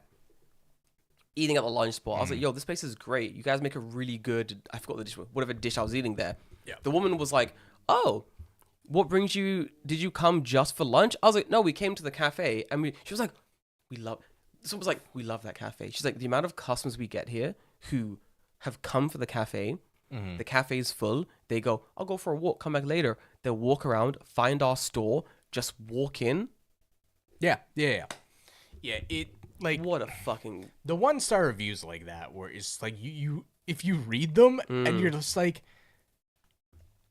how is this a complaint? Like the complaint of like people are smoking in the parking lot. It's like, yeah, His complaint boiled down to this cafe, whose main purpose is to serve coffee, did it perfectly. Great coffee. But I'm mad. I'm really upset. In my youth, I wanted to make a cafe, and this foreigner is doing it instead. That's how it reads. I just love I love the people are smoking in the cafe's parking lot, which is kind of close to my house. Kind of close. What do you? It's kind of close. Listen, Kind of close. I can't. What does that sleep- mean? David? He can't sleep at night because the thought of people smoking is driving him insane. David, listen. Let me make this clear. None of the smoke's coming into his house. No, he's a zero. He's a 50-minute bike ride away. But the thought No, alone. well, he must be far enough away that he had to fucking drive. He's driving. He's driving. I had to drive there and I couldn't park because all those damn smokers. What a stupid cunt. What a fucking dickhead. Talking like if it's like fucking yellow dust from China wafting over to your house. It's like, man, it hit the slipstream and that damn tobacco smoke went right in my bedroom window. Now I'm Chinese. This is terrible. I didn't want this at all. But also, 5 out of 5 coffee. Great coffee. It's like- perfectly hit the spot. So fucking stupid. It's like I could understand if you're mad where like if your house like butted up against the parking lot and they're like Yeah. leaning against a like fence, Fucking like, just- smoking outside your window, then I can be like, okay, yeah, sure, whatever. But like the fact that you've already admitted that you have to drive to get there What a and you piece of can't shit. park, and then it's like, oh, these people are smoking in the fucking parking lot. It's like, what? It's Man, I like, love. My point is that man has a great third space, just a fantastic third space. Yep. He does things in a way that just makes perfect sense to the area. It's revitalizing the area. He's been in like newspapers. He's been in magazines. Like people come to interview the cafe. You know, he's fantastic. He's great. To see reviews like that, I'm like, that's insane. And also, I want to create a space like that. That's like the kind of space that I want to create. I'm getting buzzed to shit. Oh my god, let me sleep on my phone. But yeah, that's the type of area I would like to create, like somewhere in Japan as well. it is tough to like. I find a lot of the problem too, and I was thinking about this like recently too, because I'm like, man, do I really have a lot of Japanese friends? Like, I'm like No one does. not at all. No one Now does. I'm thinking about like not at all, and I'm like, it's not for not want of trying, but I feel like a lot of Japanese people feel that those like third spaces that have foreigners are Only for foreigners. only for foreigners, Yeah, or they like think that. it's just like impenetrable, which is like weird. Cause like anytime I've gone to something like Artedly, I've met like a lot of Japanese people, yeah, they're cool.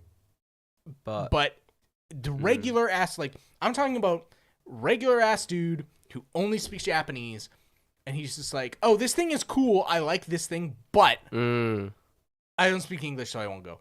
It's weird. There's kind of like a not a stigma, but like an assumption made that like foreigners who live in Japan don't speak English. Yeah. And that's because so many people's like interaction with foreigners in Japan is tourists. And it's like, Yeah. of course they don't speak Japanese. They it's- don't live here. it's like tourists or their English teacher. right. Yes. Like it'll be like 35-year-old man has English teacher in a kaiwa. English teacher doesn't speak Japanese, thus all foreigners don't speak Japanese. Not understanding that we're not allowed to speak Japanese. Right, we're forced not to. We're forced not to. I remember there was a time where I was teaching like private, like one-on-one, like English lessons to Japanese like men and such. Yep. And then this what do you call it? I was teaching like a practice class with a woman, and she was like, "Great class. I would love to join like your full teaching class, your full adult class." I was like, "Great." We joined the class. We're talking. We're hanging out. Great lesson. We're all leaving. We're all saying goodbye. All the adults fuck off. Me and the secretary. So instantly, we swapped to Japanese. It's easier for both of us. So speaking Japanese, you know, how's lesson? How's this? Do you want to lift home? Yada yada yada. One of the students walk in, the new student. She walks in and she's like, "Oh wait, are you Japanese?" That's your assumption. Right. Yeah. Yeah. And the thing is, that's always their assumption. Their first jump is, "Oh, he must be Japanese." That's the only way this guy's speaking. You Japanese? And you go, no, I have books and access to the internet. Yes. I can just bank you. And I'm saying, can dude, like study, it's not hard. But it's a lot of that. It's a lot of like they assume that the language is like impenetrable, like it's super hard to learn. But I think a lot of that could be the case that for Japanese people they find English hard to learn. Sure. Yeah. But I don't think it's because of a lack of trying. It's more just because the systems they have to learn the language are bad. Are bad. Yes. So they assume in the same way that because they're finding it hard to study English in the same way, English speakers must find it equally as difficult to study Japanese. And while to a certain extent that's true, the systems we have to study Japanese internationally are vastly superior than what Japanese people have in Japan to study like English basically. Dan asks, what do you answer when they ask you how you study Japanese? I just tell them I studied Books. Japanese in university. Yeah. Because I did. Oh yeah, I tell them self-study. It's fun to watch their brains explode. Like I'll be like, oh, like they'll be like, oh, you're self-studying, but yeah, I study it myself, yada yada yada. And then if they like pry for deeper knowledge, I'll be like university base, and then just self-study from there. Like, oh, they always then ask, is Japanese hard? And the answer is yes. Oh, But is any language hard? Yes. I normally say all languages are hard. Yeah, But like of course. every language is hard, but the only question is, do you want to study it or not? Like, do you want to learn it? Like, it's cool. And there's always like a whole thing of like, oh, I wish I could speak English. Whatever. Yeah. You're like, yeah, do it then. It's not hard. Learn. Learn. Pretty Learn. easy. It's time investment, right? Like that's basically all it comes down to is just time invested. It's fun though. So I'm peering over to the screen to see Dan's Hang on, messages. I can just zip it over. Yeah, dude. You say Dogakude or Dogakude. I can see it perfectly from there. You're good. Okay. Yeah. It's true. You say Dogakude, their brain fucking explodes. It's insane. It's yeah. It's I think like those third spaces really need to be more. Not be more. There just needs to be more of them available. It's weird because like maybe because I'm not actively looking for them, maybe I just don't know. But I feel like a lot of places that people used to gather just are not used in the same way, right? No, yeah. They're kind of like slowly vanishing as well. But it's kind of mostly because like while there were like a lot of third spaces in the past, they're slowly sort of getting eroded. And a lot of it is because of like, it's like budgeting issues. Is there enough budget to like fund this new third space we want? Or sometimes it's literally the case of it not being accessible to internationals. I remember back a little while ago, I forget who told me, someone was telling me that the gym that I wanted to join, I believe it was a fast gym. They were like, fast gym is racist. And I go, it's racist? And they go, yeah. Fast gym at the bottom of the road, racist. And I go, what happened? They go, they won't allow foreigners to join the gym. And I go, seriously? Holy shit. Okay. That's crazy. And things said, yeah, did people used to talk at the gym back in the day? Yeah. I used to talk to my boys back in the gym. That's how Jordan met Ryusei. That's how I met my boys. I met Ryusei, my boy to this day. Went to his wedding. It was fucking fantastic. Yeah. I gotta drag him out for drinks sometime this year. Legitimately, he's a busy guy. But yeah, they were telling me like, gym racist, gym bad. He can't access the gym. He can't access this third space. I go, damn, that's crazy. I'm gonna try join. And I easily joined the gym. Turns out, when you speak Japanese and you can sign off on the safety instructions, you can join the gym. If you can't sign off on the safety instructions, they're not going to let you join the gym. Because you're not safe. Because you're not being safe. And I think that's an issue that some people face as well, where, especially living and working in Japan, like if you don't speak the language, you can't access a lot of these third spaces. It is always weird though, like how quickly some people just like jump immediately to, oh, thing must be racist. That's always crazy to me as well. It's that's like, always insane is to it me. though? Yeah, like, is it racist? Like I'll be right there with you if it is racist and being like, yeah, that's kind of racist. Oh, hell but, yeah, like, dude. A lot of the time it's like, no, this is kind of due to your own incompetence. Like this doesn't seem to be like perfect example, right? I had to transfer my wife some money. So I went to the bank, right? Nice. And this is actually like a weird thing where like the English and the Japanese, we were talking about the menus before where they don't match up. Ooh, so like that happens a lot, yeah. So like I went to go transfer money, right?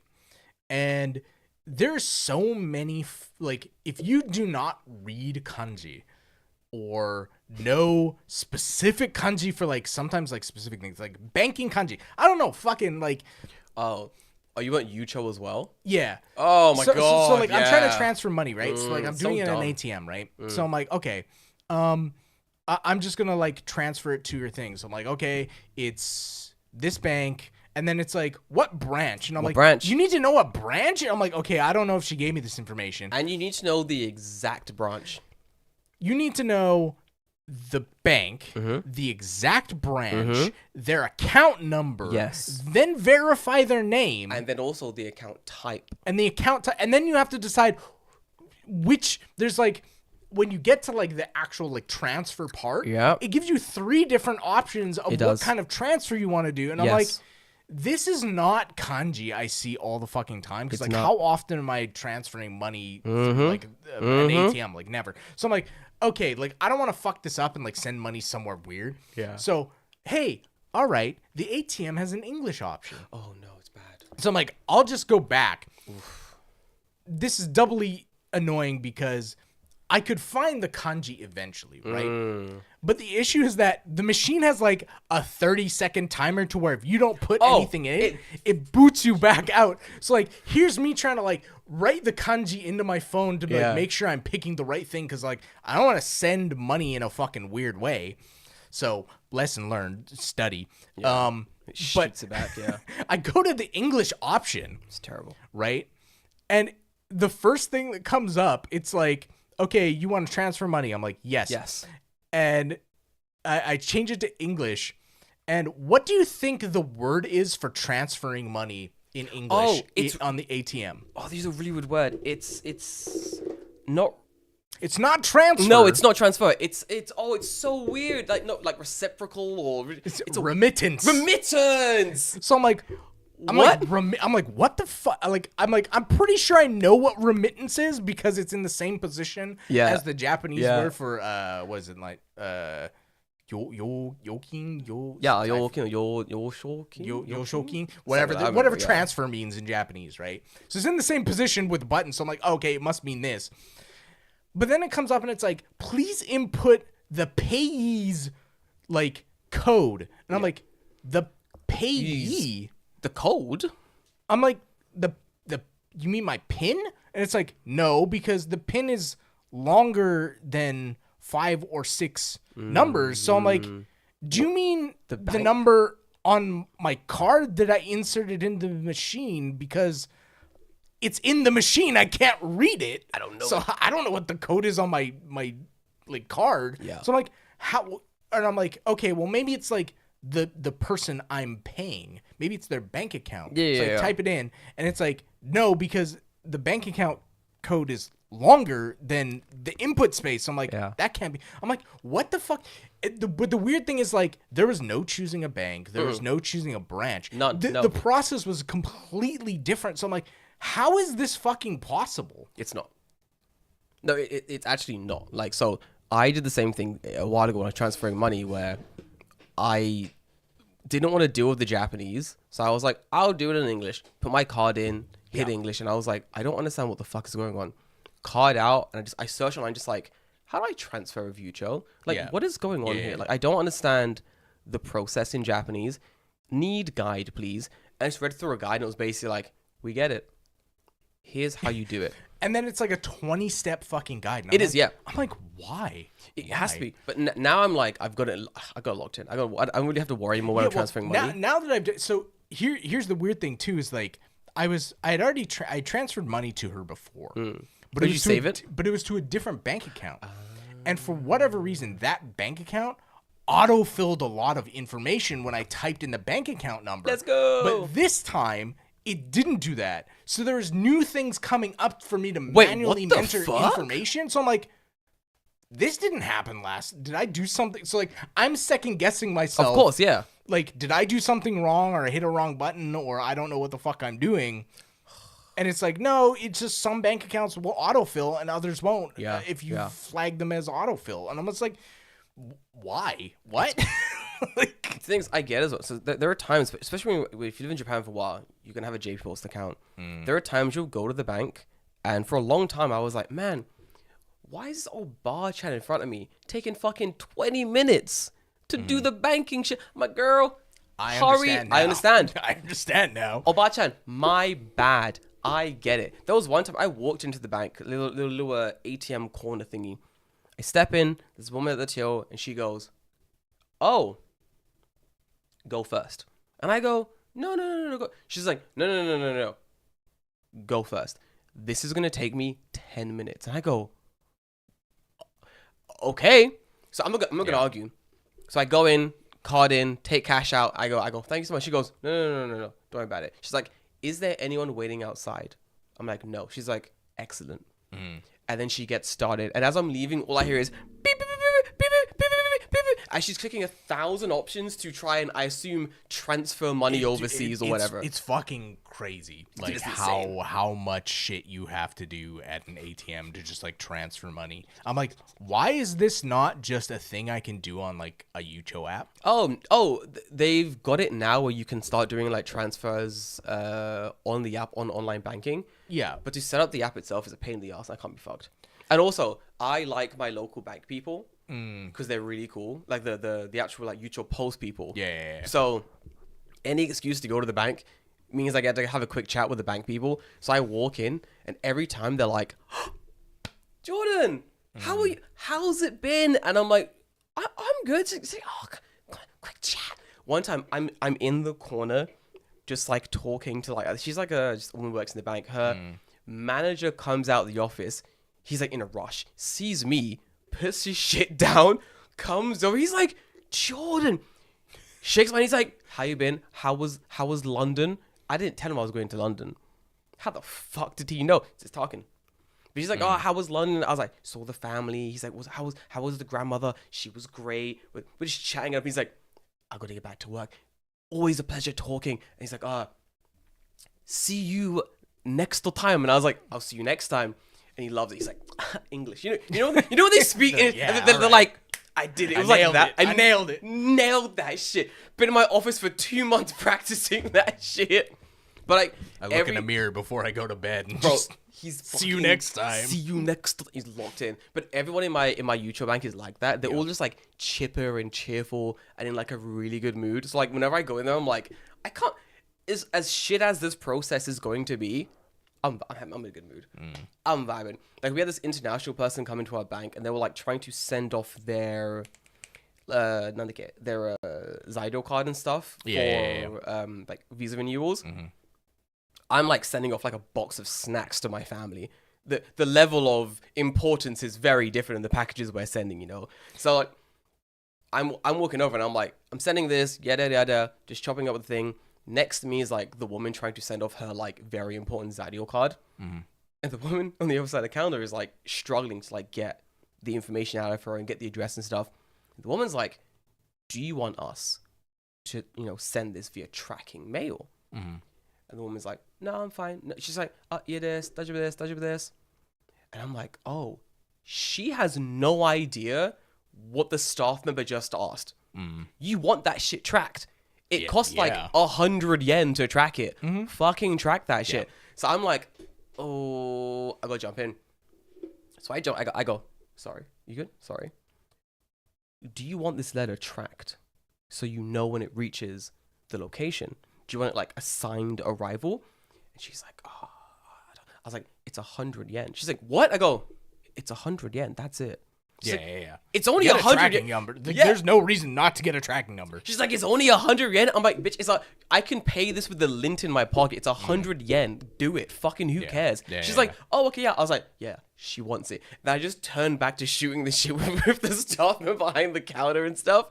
But because I did that once, anytime there's another international person in the bank, or I guess in the post office, who doesn't speak English, someone with Japanese, someone will occasionally grab me. I've been at the ATM and I've heard, Jordan, a moment.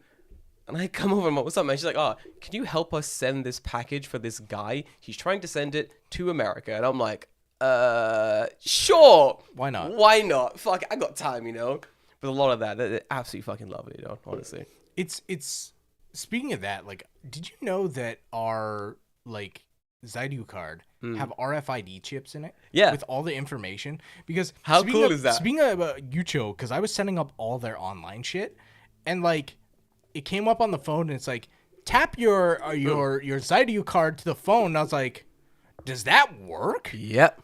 And it just, like, filled out all my information. I was like, what the fuck? How fucking cool is that? All right, that's cool. Like, the one time that shit has actually worked with technology in Japan, I was fucking amazed. Do you have the My Number? No, I still don't have a My Number card. I should go fucking get it. Dude, it is goated with the fucking sauce. Japan has done the thing that they needed to do 10 years ago, 30 years ago, which is create a single system where all of our shit is like in one. Just on a thing. Everything. Yeah. Healthcare, fucking Zydio shit, one card. Job done. I need to go to the bank and like, get it sorted. I can only have like too many cards. Isn't it done through Sorry, your bank. The War office? The ward office, yeah. I gotta go to the ward office and just basically get the entire thing like sorted out. Listen, guys, if you're a Japanese, if you're an international living in Japan, you don't have a My Number card, get it. Get it. Do not fuck around. All of the problems you're having in Japan about shit bureaucracy will be solved When with you can this just card. scan this card. just scan I've this noticed. fucking I've card. noticed it when I go to my doctor. There's just like a kiosk there. That's Oh, like, you just- scan your My Number card and you just beep. And I'm Bam, like, you're done. I'm like, fuck, I don't have that. I'm getting it. I can't be Yeah, living in the it's- past it's when Japan annoying. is. They're trying their best. ascended. They're trying their best to make things a little more easy for me. So like, why am I gonna sit here in the past and pretend like you know? I shit's can't. not- I can't complain if they've made some kind of effort to modernize in like This. the most insignificant way. But This. like, hey, you've gone and done some of the work. So I gotta give you props where it's due. Exactly. I'll take the process, I'll do the thing, I'll sign the documents, I'll get the card, I'll use it. If the card is good, and I know it's good because I've heard that it's really good, you get your props. Simple as that, you know? Yep. Fucking excited for it, honestly. But yeah. How was okay? So like, man, I feel like we've been talking for a while now. Always. You also went to the UK. How is UK? Oh, UK sucks. God, the UK's... Do you know that the UK rained every day this year? What do you mean? It rained. 365 days? This year, no, 2026, Uh-huh. it had rained every day. Okay. Every single fucking day it rained in the UK. The UK sucks. Oh my fucking... The UK is... Crime-wise, the UK is getting better. Crime is going down. We're getting a little better there. But generally, the UK is fucking boring. Like, this is my problem with the UK. How did you spend a month there then? Family, friends, Sure. drinking. Okay. Fair enough. Oh, my stepbrother has a wonderful... my stepbrother got married. His wife is absolutely wonderful. Just fantastic. Got to stay at their house for a little bit. And he lives like outside of London. So like very much like shooting. You can like go like shooting in the wilderness and such. It's like forest and hiking walks and stuff. It's very, very nice. Like it's wonderful. So we're going to go back there in July. Because I'm back again in July for my sister's wedding. So I'm back again. But outside of that, the UK is fucking trash, dude. 1 pint in the UK, 1200 yen. For a pint? A pint, 1200 yen. There, everything is cashless, but their systems are trash. So it's all cashless, but their systems barely fucking work. So you're paying like 1,200 to 2,000 yen for a fucking pint in the UK. That's rough. Brother, I was dying. How much you pay for 2 tall boys? Like, you got 2 tall boys, I got this, and you got some kind of a snack. The entire thing was $9.99. It was $9.99, brother. Literally $9.99. What's that in pounds? 2 beers Hold on. and another tall boy. So like, alcohol this size for 3 of them plus whatever snack you got. So I've paid 2 of these, a Dumbledore boy, and a little bag of chips. In pounds, it would be £4.75. Okay, I was paying £5 something for a single pint. right. One shitty pint, not even a good pint. Shitty pint. Just whatever swill they can give you. Literally, I was like, "What fucking swill do you fuckers have on tap so I can get this?" We got something back there in the bathtub. I'll take it. But is it a pound? I'll take it. Yeah. Like, fuck this shit. But yeah, drinks are expensive there. It's really cold all the time. Existing is honestly just painful in the UK. Generally, but my biggest problem with the UK is it's so fucking boring. And this is so important to say. It's so fucking boring. Once all the tourist shit is done, there's nothing to do there. I was like, guys, what do you fuckers do here for fun? And they're like, we're in the summertime. I'm like, it's not summer right now. So whatever you're about to say, I don't fucking care. What do you guys do right now for fun? Like, what do you do? What do you do? Nothing. Oh, we go to the pub. Yeah, I can do that in Japan. Listen, we got a pub here called Tori Kizoku. It's better than anything you have in this shithole. Now, once again, what do you do here for And fun? it is like the shittiest place you could go. Like it's not even like No. a high end like bar or anything. Like Torikizoku is like the most cheapest like place. It is the Caesarea of alcohol. Yeah, I take It is the fake Italian Yeah. of beer. all my boys to Torikizoku when they visit Japan because it sets a great base for what is Japan. Right. Like this is the minimum. This is the worst it gets. And it's already better Yes. than wherever you've been. I'll take them to Torikizoku and it's the worst it will ever be. And they go, this is That's not possible. rare. They're like, this is a treat for the senses. And I'm like, you'll find this is swill. Yeah. This is swill that students eat. Come to Hanbei and they go, what a blast from the past. And you go, this is gimmicky, but good. Enjoy. And then you take them to good places. Took me there in its peak. Of You're course right. I took You're you right. there, Dan. You're right. Dan, you know it. Dan doesn't even drink, and I took him to Toriki fucking Zoku, and we had a grand fucking time. It was a good time. Yeah, it's great. Listen, I will never betray Toriki Zoku. It is fucking sick, but it is the shittest, lowest level of shit we have here in Japan, and it's amazing. You know? Yeah. I'm still Brit brained. You know, I grew up in the UK. We went from me. It's fucking sick. But to all my other Japanese people, they're just like, yeah, it's Toriki. Yeah. Yes. Yeah, like I remember going to like the local like bar when I was like, you know, early 20s before I moved here, and it's like you're paying like $6 for like shit beer. Yeah. And it's like and it's like not only that, but like to get like any kind of food, it was like $20. And it's like how the fuck is that possible? Like I can get a full order of like fucking fries, fried chicken, like yakitori yakiniku for like 300 yen. Easy. And just like, oh, I want more. Oh. And just order and order and order. And it's like, it's not like, oh, okay, well, the chef's gotta like pull his fucking thumb out of his ass and you'll maybe get food in like 20 minutes. It's like, no, that shit is on my table in like 10 minutes or less. Dude, it's so fucking... I was there on Thursday.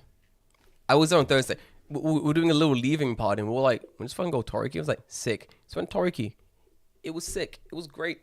We drank a lot, and we ate a bunch of food, and the bill was like Niman, and there was like 1, 2, 3, 4, 5, 6, 7, 8, 9 people. Yeah. 9 people. Nima for... That's like how much for... Jamie, do the math. Yeah, I'll do it right now. No, I don't need images of Show yen to me USD. a photo of yen to USD.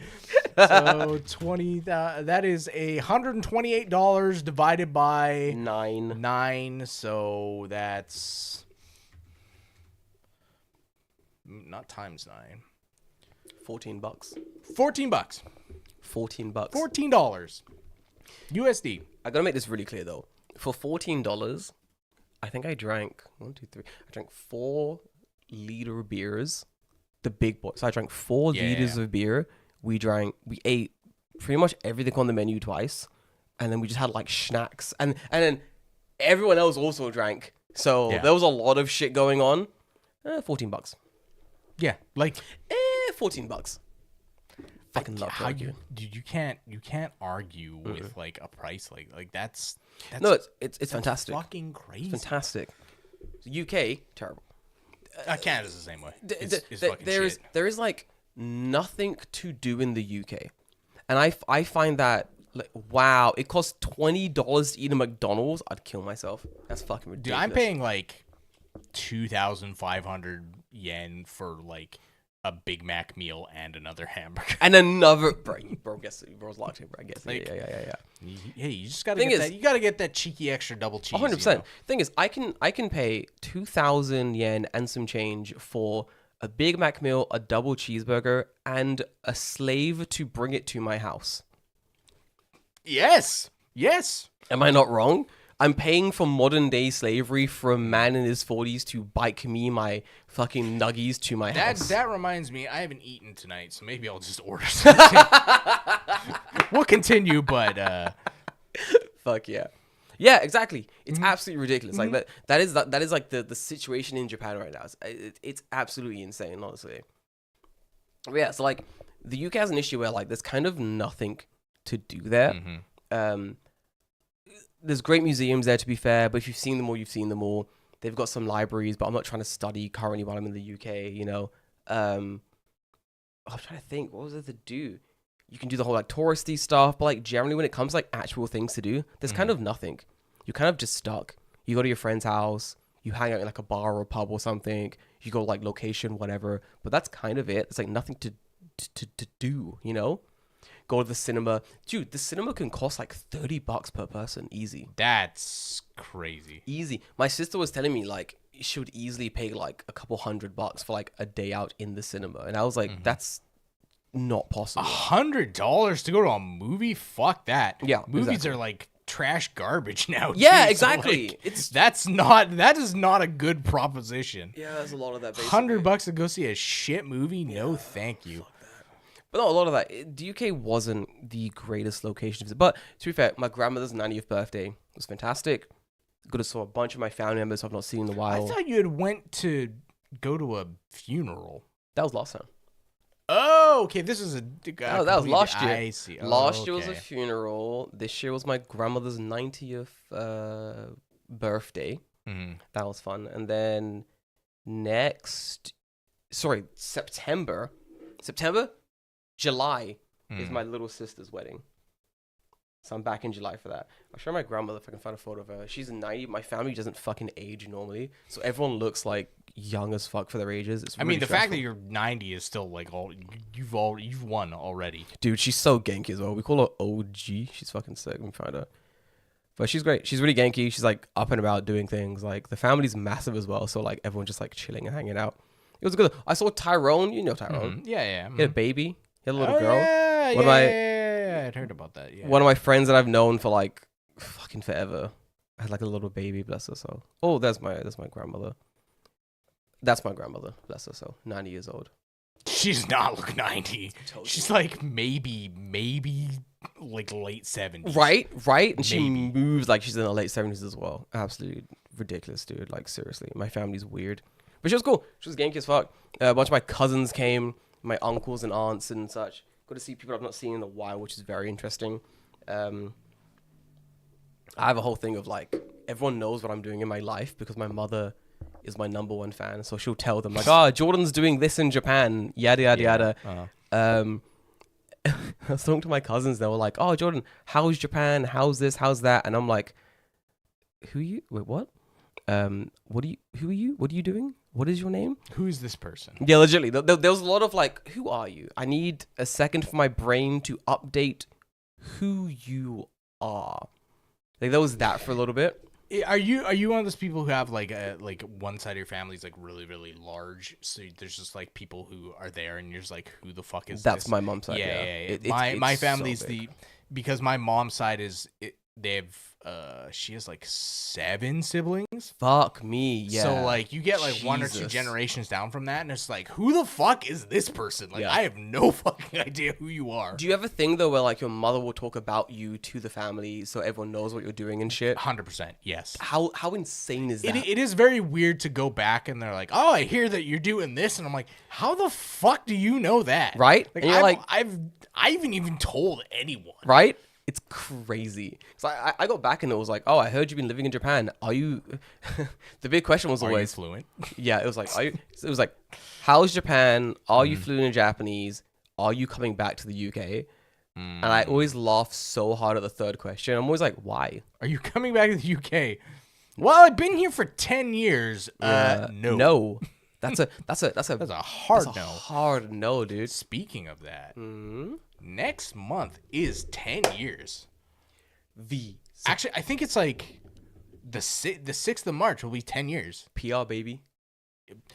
Get it now. PR, baby. Okay, this might be a good segue into that fucking topic. I'm going to piss and we'll talk about that topic. Okay, good. Yeah, it's like, man, I don't know. Sometimes I go home and I'm just like, how the fuck do people know what the fuck is going on in my life? Right. Do we want to take a break? I think we're going to go long on this one because we haven't been here for fucking quick piss. I'm going to come back. We'll talk about PR. Okay. I actually want to make an entire video about PR as well. Like, I have a very tiny script that I'm working on. There is weird shit that is going on. Well, I'm going to piss and I'll come right back. All right. Sounds good. I do want to discuss PR more. I'm shouting to myself. That's fine. All right. Well, we will take this short break. This is break time for me, David in the edit should probably note that this is an hour and 32 minutes in. Let's go to the notepad.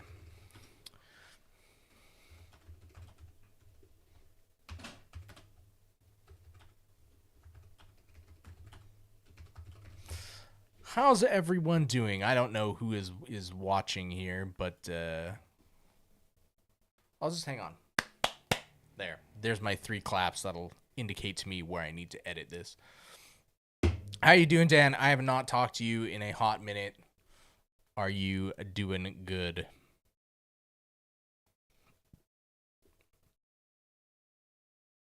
I keep getting, aren't they communists whenever I mention Japan? Do people not understand that Japan and China are different? I guess it's doing a lot. I mean, I won't air out your laundry on stream, but you've bounced back from where you were at. God, how long ago? That must have been like half a year ago now.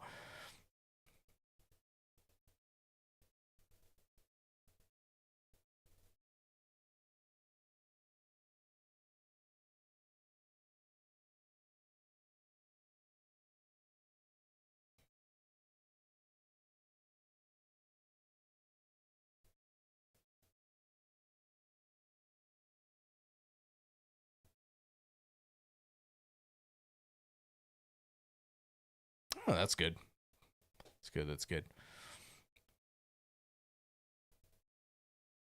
Do you have any inkling to come back, like sometime in the future, maybe?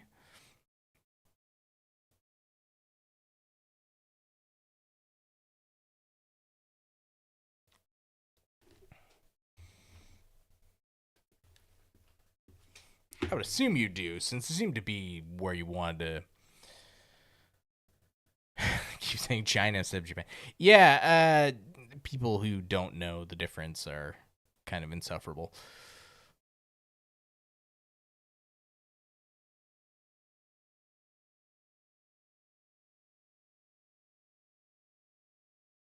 Three months stable working online officially. So you getting like a working visa of some kind? I'm not sure what that would entail, what that would be.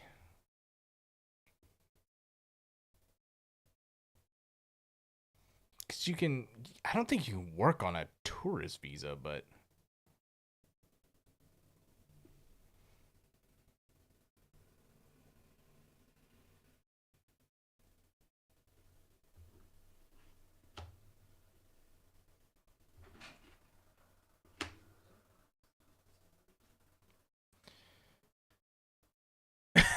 Yeah, well, you do what you got to do, I suppose.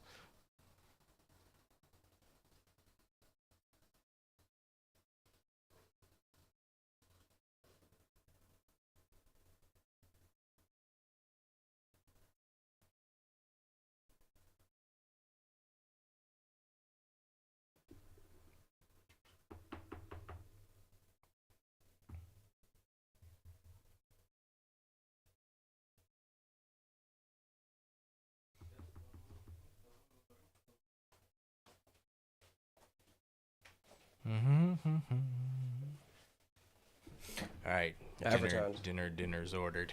What do you order? Pizza. Ooh, you got a pizza? Yeah. Fuck yeah. All right, so I'm gonna, so I can see it in the edit. Good man. So, yo, we're fucked. Like, immigration's fucked. We're done, dude. Fuck. It's bad. How much have you dived into the whole like immigration So situation? I've looked at it a currently? little bit. Yeah. Obviously, we're like the most forefront, front-facing, information-gathering group of people to ever live in Japan. Of 100%. course, you want to trust exactly what we say. 100%. Caveat: I'm not a lawyer, etc., etc. Caveat on the wall is crazy. So what I have read is that like it's going to be more difficult to get PR, kind of. So like you can't get PR unless you have a 5-year length visa Yes. Although you are kind of grandfathered in if you have a lower year visa before March 3rd of 2027. Yes. Correct. Yes. Okay. So if you're currently in year 9, or I guess you've just got to year 10, or you're over the threshold in year whatever, Yep. and you're trying to apply for PR, now is the time. But it's going to take so long to get it. Yes. Because everyone's going to be applying now, But it's still worth applying, because if you wait until March 2027, correct. you're fucked. Yeah. It's going to be not only the fact that you need like a 5-year visa, you also need N2. After the 2027 date. Mm-hmm. You need N2? You need the equivalent of N2 is what they're asking for. So they also want to stipulate some kind of a language requirement for getting PR as well. I mean, that's...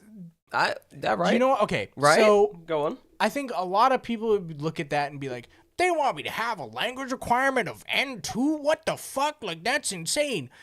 You're getting permanent residency. If you don't have, if you don't have a certain level, and I'm saying this as someone who doesn't have N2, so, like, understand where this is coming from, because, like, it might seem counterintuitive, but if you are applying for permanent residency and you do not have a sufficient level of language ability to live in the country, that looks weird. Yes. That you want permanent residency. Like, yes. It's not weird that you want permanent residency, but it definitely does look strange that you want permanent residency. No, 100%, yeah. It's strange that the sense that if you've been here for that long, getting N2 shouldn't be terrifying. Right. If you're doing the 10-year route. Like, I'm thinking as well, I was like, do you know what? I should probably grab N2. Just to have it. Yeah, just have it. Is what I was thinking, like, the beginning of the year. I was like, I should probably grab N2. I was talking to Jay. Jay said the same thing. Jay was like, do you know what? I'm going to do my first attempt at doing N2 at the end of the year. And I was like, good on you, Jay. Make it happen. Get it done. And Jay, for a long time, was struggling with, like, learning Japanese. He was finding it difficult. Fuck, I still struggle. It's with a learning hard Japanese. language It's to not fucking learn. easy. Yeah. And he was struggling with, like, the beginning momentum of getting the language, under his belt, basically. But after 10 years, 9 years in the country, you realize you've osmosised more of the language than you think you have, basically. It is weird. Like, I feel like we've been here 10 years. My Japanese is fucking dog shit. It is so bad compared to where it should be. And the issue is I don't study. Same. Like if you are listening from anywhere and you're learning Japanese and you're like, Japanese is so hard, I'm gonna give up, blah blah blah blah blah. Like, the only time you will not learn Japanese is if you don't study. Yeah. Like that is literally what there is no quick, like, if you're going on YouTube, it's like, quick way to learn Japanese. It doesn't like, exist. It No. doesn't fucking exist. You have to study, period.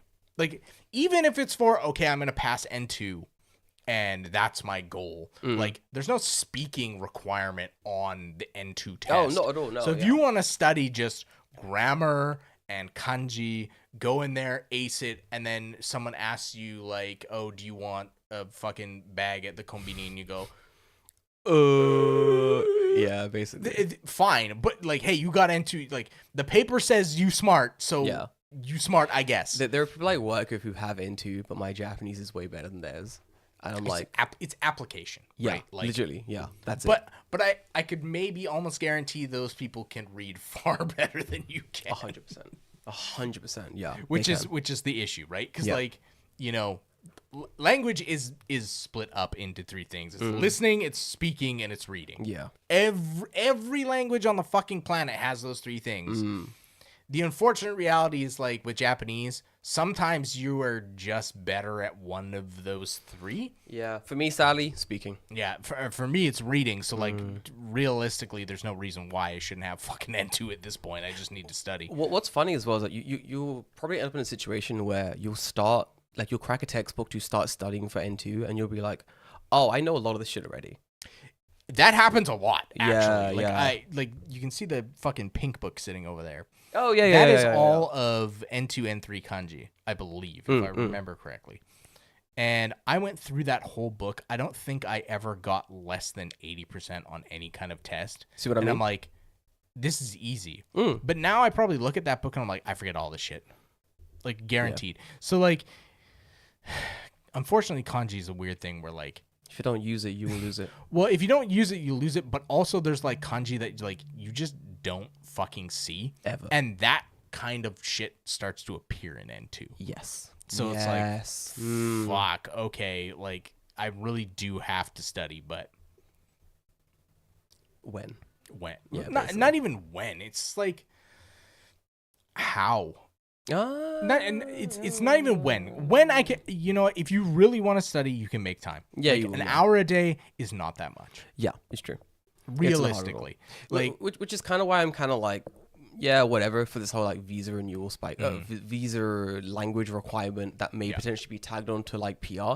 I'm like, yeah, it's fine. Like, if you really want to smash N2, you can do it in a year. You can do it in a year. I know a guy. I think you could, yeah. You could. I know a guy who came to Japan, had like 0 Japanese, went from 0 Japanese to like N2 in the space of like 2 years. And yeah, you can do it, but you have to be locked in. Yeah, on it. he was kind of a freak, but he can do it. And that's what that really matters. Dan also, did you guys used to have better Japanese, or is it at his peak now? No, my Japanese is really good now. Actually, I'm not gonna lie. My Japanese, Mine is worse for not. It's weird. I wouldn't say mine is worse.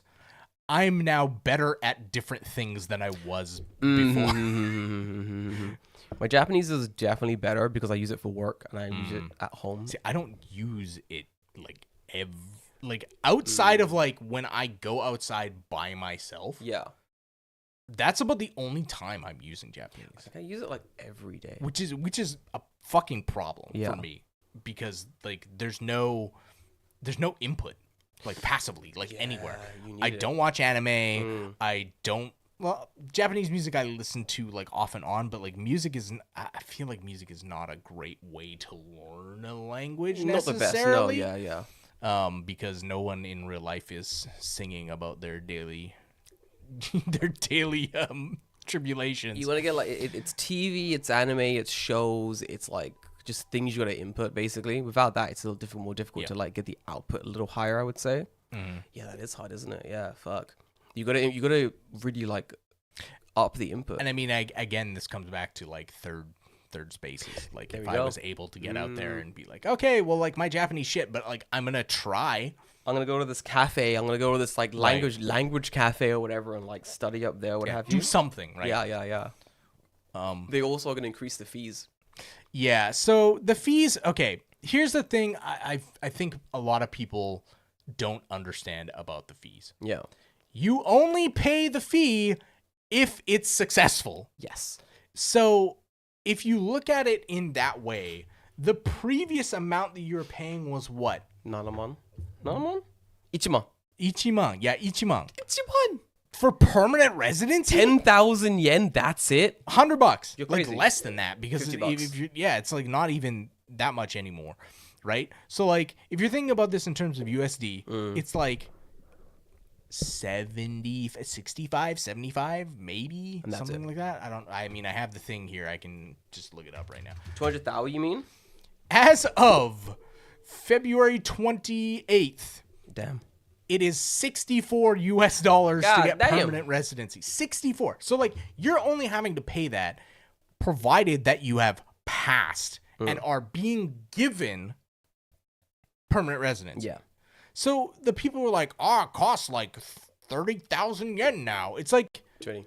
you pay once and it's like $300. People like are writing out like fucking manifestos about how this is like the greatest affront to foreign people in Japan about like Manifestos. that's as much as my fucking rent. And it's like, yeah. Because now you never have to deal with visa things Like that's ever ever again. I think this one is they are suggesting raising the price from ichiman to nijiman. So it'll go from 10,000 yen to 200,000 yen. Yes. So from $60 to $1,200. Yes. Okay. Which, like, okay. I think the question is very clearly: Mhm. do you want permanent residency or not? Right. Yes. Do you want it or not? Mhm. Do you want it or not? If you don't want it, shut up. If you want it, get it. It is very easy to, like, oh, back in my day, it was $65. Like, it's Then very. why didn't you get it back in your day? You fucking. But it's not even that, because I'm talking about, like, people before. Well, like, if we're in the future, it's 2027 or whatever. Alright, right? cool. People would be like, oh, back in my day, it was $65, and it's like, Okay. that's way too fucking low. It is. To be honest, that is when I found out that was how much you paid for permanent residency. I was like, flabbergasted. how? What the fuck? That's it. That's it? That's like I feel like how much is renewal? Renewal's like 4,000 yen 4,000 yen. That's way too for cheap. renewal. Yeah. So you're telling me that like Oh, 6,000 now they raised it. okay, 6,000. What even? Okay, I'm paying 40 more bucks for permanent residency. Yeah. At that point, I'm like, I don't give a fuck. I never have to come here again. Okay, cool. Yeah, I'll do pay you it. 40. Yeah, cool. I'd pay you $100 if I never had to fucking come here again. Oh, 100%. Like, They also might raise the price of like normal renewals as well, to be fair. But that's a different thing. that's crazy. We'll so get to that eventually, yeah. I want to talk about that because I think that is mostly where the pain Yeah. point is, and I think we'll to- talk about why that is. To conclude permanent residency, increasing the price from like ichiman 10,000 yen to 20,000 yen, who cares? If you were living here that long, you have that money. If you don't have 200,000 yen to throw out for residency, you have What are bigger, you doing? You have bigger issues. You have way bigger issues to deal with if you don't have that money. Yeah. But the normal visa increase. Okay, so let's Holy- talk about why this holy is fucking fuck, stupid dude. and doesn't like whoever thought that this was a good idea is a fucking You're idiot. insane, yeah. So, if you are going to raise prices, right, on regular renewal, and this is why this doesn't make sense to me, right? So, in Japan, on visa renewal, you can get a 1 year, a 3 year, or a 5 year visa. Yeah. Now, typically, when you come in from a foreign country or whatever on a work visa, you're not getting a 3 or 5 year visa. You're getting a 1 year visa. Yeah. Like, let's just be real. It doesn't matter. I don't give a fuck what job you're doing.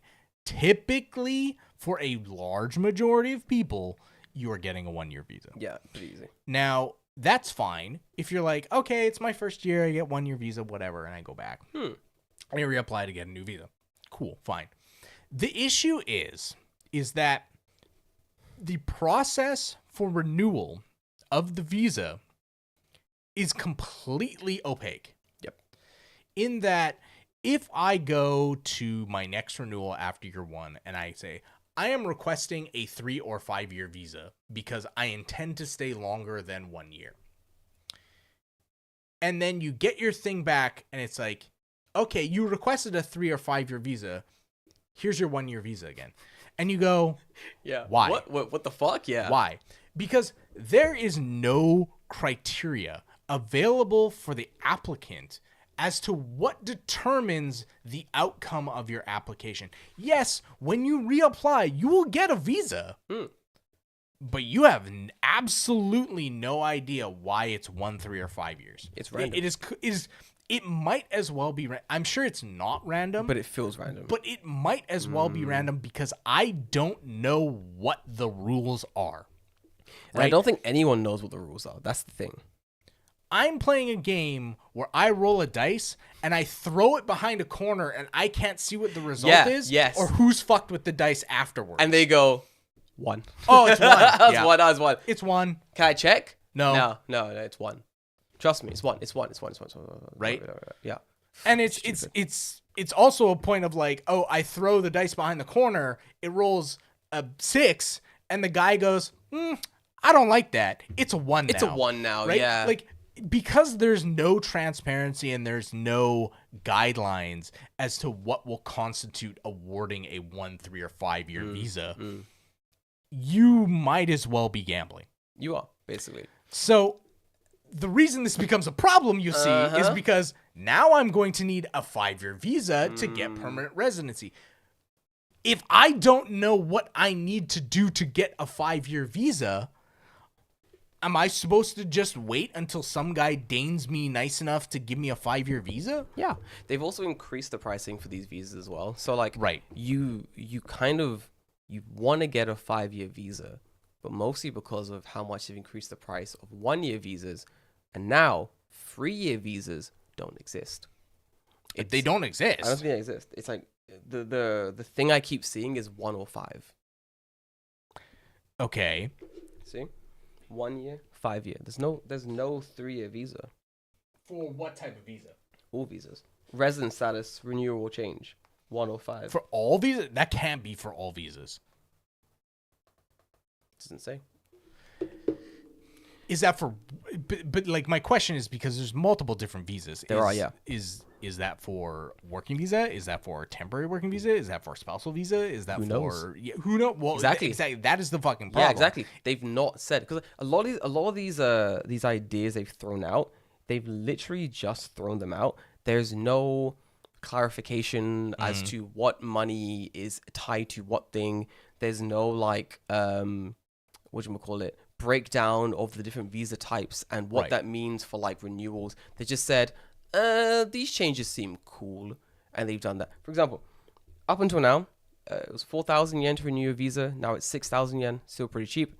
They've decided we need to increase the cost. Fine, Okay. make sure. If you were to increase the cost on visa renewals, Mm-hmm. how much would you increase the cost for base visa? You know, you're raising the visa renewal price. What would you increase the cost to? Because I have a number in mind that I think is fair. So this is for a let's just say you're getting a 1-year 1-year visa. Okay. I would say a cost for a 1-year visa 8 to 108 to ichiman Yeah. nisen yen. Yeah, 8,000 yeah. to ichiman nisen yen. Yeah, I'm there. I'm right there with you. 8,000, 12,000 yen. Maybe even more. Maybe in 15. Sure. Yeah. Cap it at 15 on the high thing. 15 on the high does seem fair. And I think like a lot of people hear that as like foreigners and they would be mad. They'd be like, "Are you fucking joking? Like Oh, yeah. that's so high." That is not high. It like It's if you're sweating $150, You're fucked. you have far more problems in this country than you think. The issue is the Japanese government decided, great idea. What about Niman? That's excessive. it's getting a little bit high, but even then I'm like, eh. But then they said, what about someone? Now that's like way too One year, much. one Yeah. year visa. Uh-huh. Yeah, it's gonna. Yeah, of course. 6,000 yen? Mhm. Nah. Now, 20 to 30,000 yen. Yeah, that's a little bit. That's excessive. So now here's my question, right? 20 to 30,000 yen to renew your visa. Only foreigners are doing this. Yeah. So if you are employed by a company, is your company gonna start feeling the heat when people go, I can't renew my visa?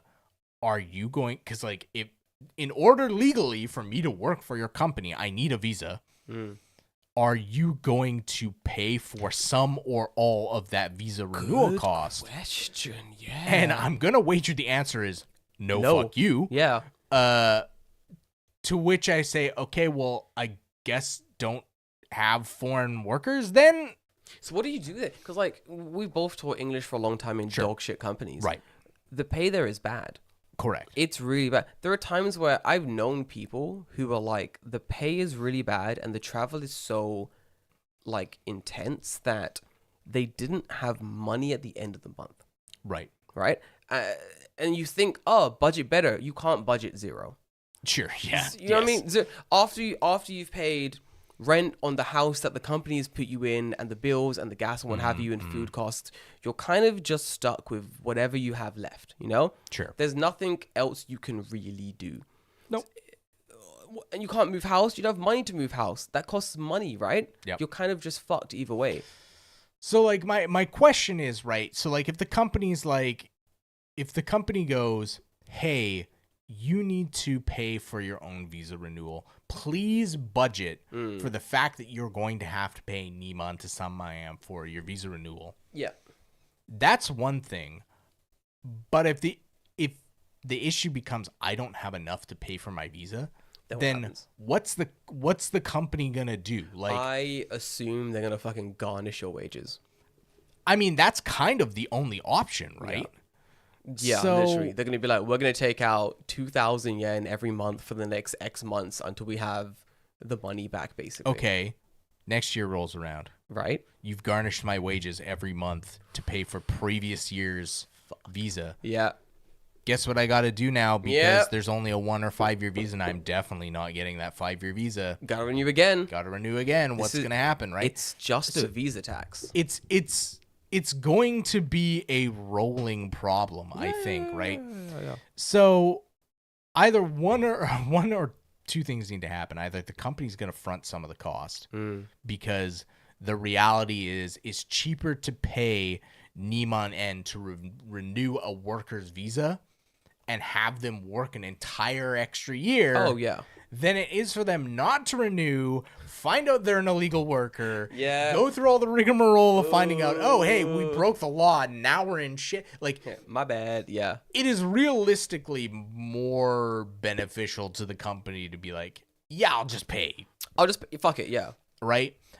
But it's going to become a problem, I think, where because the process is so opaque and I don't know what constitutes as a 1 or 5 year, it looks to me, now maybe I'm just extremely jaded and cynical, Go on. but if I'm the government, I'm going to say, hey, just give people 1-year visas because we make more money. Yeah, they kind of. Ooh, yeah. Yes. But then also. You could get the magical 5-year visa, No. but we ain't do that here. Like, But they've also I increased. hate that cynical look, but like that's kind of the way it looks like, right? Well, they've also increased the 5-year visa's cost from 6,000 yen to 70,000 yen, or at least that's the expected fees. Right. So that's also increased to like 70,000 yen. So like you can give out 5-year visas, but then if you're a poor English teacher, you can't afford 70,000 yen. If you couldn't afford the 3, you can't afford the 7. Right. So you know? imagine you're on a 1-year visa and they're like, "Hey, we just gave you a 5-year visa. 70,000 yen, please." And you go, Fuck. "I can't afford that. Like you've offered me a 5-year visa. That's fucking great, but I can't afford it. Maybe I could at the end of the 5 years." Yeah, but but right now I can't. that's like also an issue where you're going to get people in situations where they can't afford the 5-year visa. So hopefully they're applying for 1 year and not the 5-year. But if you have some bozo who applies for 5-year, gets the 5 years and doesn't have the money to pay for the 5-year, Now what? now what? Like, what do you do now? Well, yeah, because the government's gonna go, okay, well now you owe us $700. Congratulations, I'll take that money now, please, right? You're fucked. You're kind of cooked. Dude, what? This is a really bad... And then your company garnishes your wages for the Yeah. next For 5 the next years. 5 years, you're basically in a debtor's prison. Yeah, You're well, basically in a fucking debtor's prison. But like Holy that shit. is how they've designed the system by intention, I think, because Japan is completely okay with cheap foreign labor. Yes. They're 100% okay with cheap foreign labor. Well, they but need it.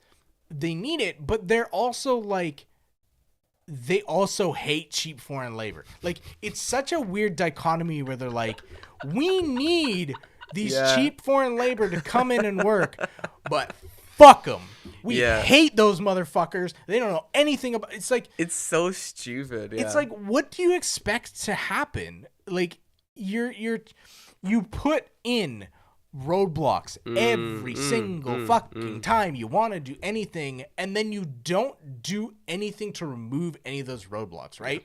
So for example, you want an N2 level of Japanese for permanent residency. Fine. You need it. You want it. Are you running any government-run programs to help me study?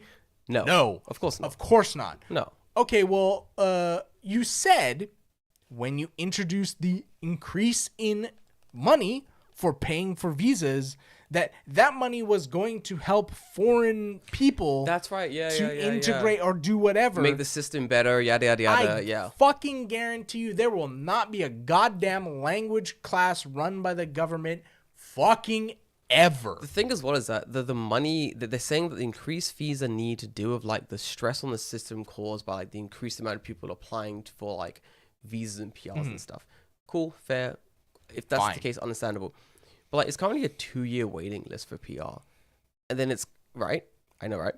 And then for like normal people applying for visas as well, the waiting list was fucking huge too. This only happened after COVID. Right. After COVID, the list just started like slowly increasing.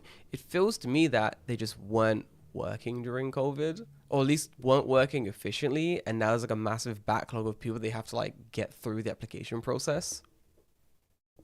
It's insane. Yeah, it's not.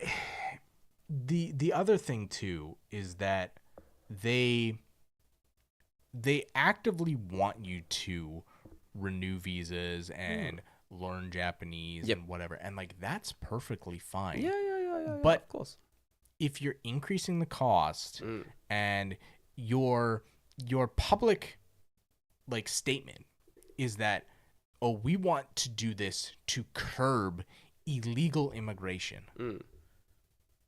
How? How? Like, if you think about that for longer than a second, that makes absolutely no fucking sense. I think I've said this before as well. Like, how does me, like, well, how does the average person who's following the correct route and jumping through all the hoops needed for visa stuff, how is me paying more money helping you guys catch guys who are like avoiding their? This is a police matter. This, to be honest, this seems like punishment because people are working illegally in your country. Oh yeah, and is a failure of your system to protect me as a legal immigrant. It's not my fault they came in illegally. I followed the rules. I came in. It's not even me being like, like talking about like ICE or some shit, like kick those fucking illegals out, right? Like it's not even, I'm not even there. I'm not even remotely close to that. But it's your messaging of like being like, oh, well, this will help. The extra money will help to enforce legal immigration. It's like, no, it fucking won't. No, it won't. Because those people who are here illegally, you didn't catch them before. What makes me think you will catch them now? There's like so many better ways they could have set this up as well. They could have set up ways that people could go from like illegal immigrants to legal immigrants. There are definitely systems you can create where you're like, hey guys, amnesty, get in here. We know you're in here legally. Here. Let's do something about trying to get you in here legally. We would like your tax. A lot of old people would love for you to start paying some of that tax. Illegal immigrants are not paying taxes. Yeah, we'd love for you guys to start paying some taxes. Get in here, boys. Like we'll make this happen. You know what I mean? We can create some kind of amnesty program. Work out some ways to get you guys like actually on the books, so you're like protected by like the Japanese constitution or whatever have you. But like the current like talking points and increasing the fees to the extent they've done it doesn't make sense. It does not make sense. Increase the fees. Yeah, cool, fine. I am perfectly okay with you increasing fees. Yeah.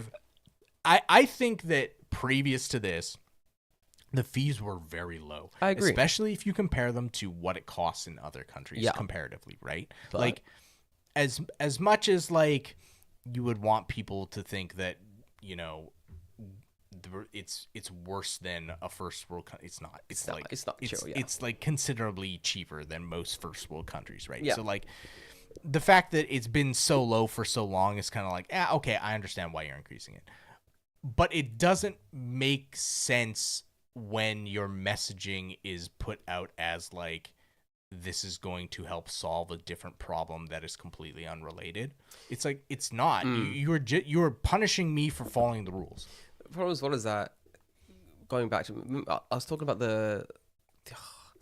some other girl in the beginning of the video where they were, oh my god, that whole street interview guy I was discussing at the beginning of the video where he was like interviewing people in the street about the ramen store making dual pricing. And the girl was like, fucking salaries haven't risen in 3 decades, so we shouldn't have to blah blah. Yeah. So foreigners who work here also work here. Crazy concept, but we're making the same salary as you guys are. Oh, we're making significantly less than most of you Significantly are. less. Like we're not making the same salary, but we're making the same shit level of salary. So like for you guys to stand there and go, oh, but you know the salaries are bad now. It's like, yeah, fine, they've always been bad, but for foreigners working here, they're still getting that same bad salary. Maybe don't increase the price of renewals to a level that doesn't make sense. 70,000 for 5 years is crazy. 30,000 for a year is insane. 15 doable. 40 for 5 sure. Let's make it at least make sense. Like somewhere along the line, like make sense policies have kind of disappeared from like the Japanese political vernacular, and everyone's just kind of doing whatever they feel makes the most sense on vibes. That's how I feel Right. anyway. Like it's kind of ridiculous. Well, it's partially you have to know what the general populace of foreign people are getting paid, right? Because I feel like in Japan there's kind of like two classes of foreigner, right? There's like the tech foreigner, and then there's everyone else. The tech foreigner. Tech foreigners get paid mega fucking millions. Of course. Like in comparatively, maybe they're not making like millions of dollars a year or whatever, right? But comparative to literally everyone else, your fucking Nepalese guy who's running a curry shop, your English teacher, your whatever, right? Like comparative to them, they're making so much more money that someone going like, oh, you have to pay $700 to renew a 5-year visa. They're like, I make that in 10 minutes. I don't give a Yeah, fuck. I don't give a shit. Yeah. Right? But if you're anyone else or like you have a family, Oh yeah. think about that, right? It's different when I'm like, oh man, poor old David has to go and renew his visa and pay $300 a year compared to, you know, Johnny who's like, I have a wife and 2 kids and now all of them have suddenly jumped their visas to $300 to $700 a year. When you look at that, it's like, okay, well now that's $700, that's 1,400 times another 2 if you have 2 kids and a wife. Oh no, yeah. Like you're paying, you know, fucking like $4,000 to renew visas. That was like a conversation brought up a while ago as well during the first sort of round of like perspective changes, where they're basically saying like any international family in Japan with the entire families on visas is going to be basically like not bankrupt, but like in a much worse financial situation with like this kind of change. Like, Right. Doesn't make sense. Imagine trying to get PR with that entire family. Good fucking luck. 800,000 yen potentially. Fuck me, dude. Yeah, something like that. Like if we're doing a 2, 4, 6, 8. Yeah, you're paying 4,000, almost half 4,000. Fuck, 2, 6, 8, almost $5,000 to get the entire family PR. A family of 4, that is. Right. Absolutely insane. Apparently my computer is stopped and crashed here, so I hope this is still running. But Nah, I don't. Sometimes it's gonna crash. I mean, the video's still going. Is it Windows? Yeah, it might be. I don't know. That makes I don't know sense. what's going on. But yeah, it's like, oh, there we go. It finally caught up. Something was going. Yeah, dude. weird. Make your kids a PR fund instead of a college fund. Makes sense. Yeah, it is ridiculous. Like it makes absolutely no fucking sense that is the change that they want to make. Because what do you do then with a family like that? Like you're just like, what, not gonna have them have PR? Like, is that I feel like- like you eventually have to have PR. I think. You all just right, Have to. son, little Jimmy, you can't have PR this year. We'll get you next year. It's like fucking like, you know, Santa couldn't bring you presents this year. We'll get it next year. Don't worry. Maybe he just forgot you. Little Susan, here's your Christmas present this year. Yeah. It's PR, Jimmy. You get a bike you gotta Sorry, bike. Jimmy, gotta wait till next Gotta year. wait till next year. for that PR, my Yeah, guy. it's just for, it doesn't make sense, especially for like families, right? Like if you want to immigrate your family here and you don't have like super great job or whatever, right? Then it's like, what the fuck do? You just don't get PR. Like literally, like that's, you could live here for 10, 20 years. You just don't get it because it costs too fucking much. I'm waiting for the final decision to come down from the Japanese government to work out what they actually are going to do. Because Right. currently it's all just like... It's all like up in the air, and this is like what they say. But like, I think the reality is if you put this system into like place, you are gonna see mass emigration you will, by foreign people. People leaving. Yeah. Yeah. No. Yeah. Yeah. Yeah. Yeah. Because why? Like, it over. Okay, because we've been here for 10 years. Sorry, I didn't mean to cut you off. You're We've fine. been here for 10 years. Do you think it has got actively harder to work in Japan as a foreigner? Yeah. From the get go, it does feel harder. Like getting through the door and starting stuff feels a lot more difficult. Visa money's increased. Getting like to the country A itself is a job little in harder. general? Yeah, the job market is a little more like unstable, especially if you just like entered the country. Like it's a lot harder to do things outside of just like teaching. Especially if you don't have skills in your home country that you can like bring over to Japan as well. Like it has got like a lot more difficult, I would say, for like internationals to come straight over. And it shouldn't, you know. The problem is, I think Japan has to ask himself like a very important question, which is basically, do y'all want the economy to grow or not? Right. I think that's the only question. Like you've got a lot of Japanese people complaining about like low wages and stagnant wage growth, and how like the economy is like really stagnant currently, and how they want all this stuff to happen, and they want to work a big job with big money, and it's like you can do that, but like we still need the little jobs filled. We still need construction workers. We still need people to work in the company. convenience store. We still need people to do like English teaching and schooling and stuff, and tutoring and nannying and daycare, and like working in housing and home and such. Like people still need those jobs done, and especially in Japan, there is an argument to be made that Japanese people just don't want to do those jobs, and that's why they're empty. But on the other hand, there's just not enough people. Yeah, I mean, there are literally fields where there are just not. You look at the Konbini is a perfect example. Yeah. Why are there so many foreign workers at Konbinis? Because nobody can fill those jobs. There's not enough people. Those are the people applying. Right, exactly. Like the Japanese people aren't working there. So like you're gonna honestly tell me with a straight face that a Japanese company with Japanese customers chose a foreigner to be their front-facing customer service people over a Japanese person? Right. Are you fucking nuts? Of course not. Of course not. Don't be stupid. It's like the convenience store near where I used to live in West Tokyo. They were like full of like Japanese people. Why? Because we lived in a fucking student area. The majority of students in that area around all the universities were all like Japanese students studying in the area. So a lot of them were like working convenience stores. And I'd randomly see them in the convenience store. And then I'd see them going to university in the morning. And I'm like, that makes sense. They're working in the area. Cool. But if your convenience store's in an area where there's not like there's not like students like faffing about and studying or what have you, Right. you got to fill your numbers somehow.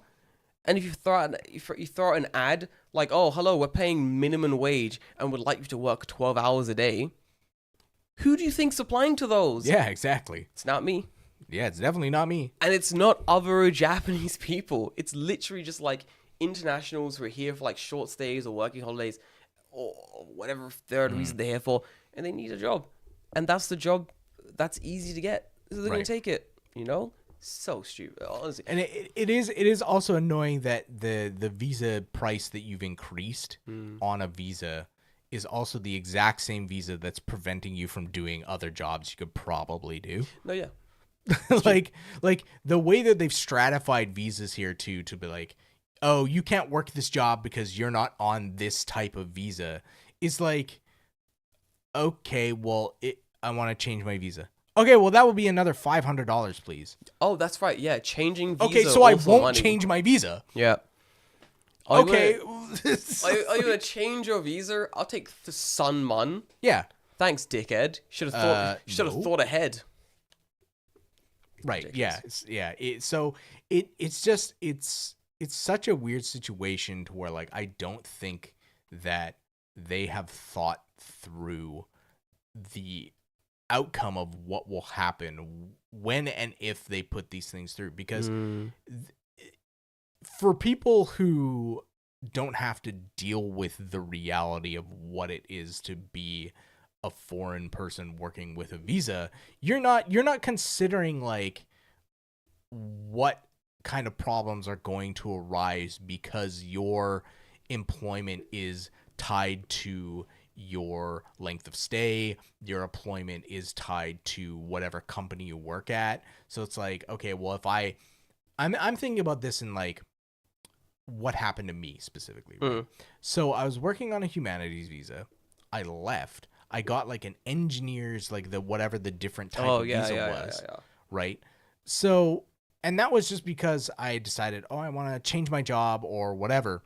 And then I worked at that one job for a year and was like, okay, well, now I have to change my visa again, like to a spousal visa, right? So like within a year's time, I changed my visa twice. Jeez, yeah.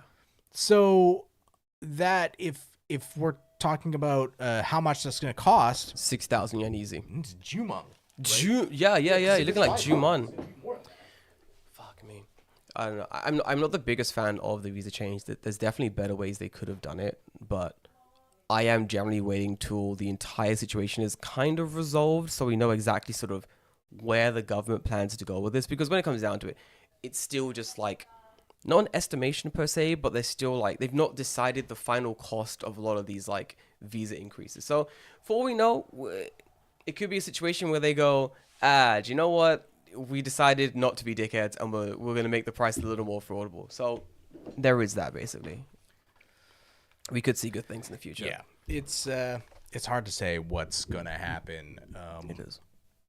Well, wait, but we'll report back when it happens. That's true, right? Like interested in nothing has gone through into like law yet. So Not yet. Give them a hot minute for them to fuck shit up, basically. Idiots. we'll see. Yeah. Anyway, David, what a shout. Yeah. What a Hisashiburi podcast. We are approaching almost 2.5 hours now. So like this is Beautiful. a long one, but I mean there's shit that like we didn't talk about, but we'll save it. We are back. We're back. We're gonna be doing more episodes. I'm here. We're back. It's back again. We'll see how that shakes out. I mean, it Oh, yeah. is as time goes on, you have to be an adult sometimes. Ugh, And my goal for last year was monetization. We hit it. My goal for this year is channel growth, and that's kind of it. I don't plan to quit my job anytime soon because I enjoy my job, but right. the goal this year is like channel growth, make a little more money off YouTube, and then sort of work out how things go going forward, basically. But keep you up to date. Having a grand old time. I wanna launch my solo podcast Let's go. next month. Hell I yeah. think. Do it. We good. I just want to decide, do I want to do video or not? Do video. Video's good. Yes, But, yeah. All right, There's guys. more things to edit. It's true. Fuck, no, you're true. All right, boys. I'm gonna love you and leave you. Big Daddy's got to piss, and I'll see you guys in the next one. Welcome back. Happy New Year. See you in 2026. It's gonna be a good old year. All right, boys. See ya.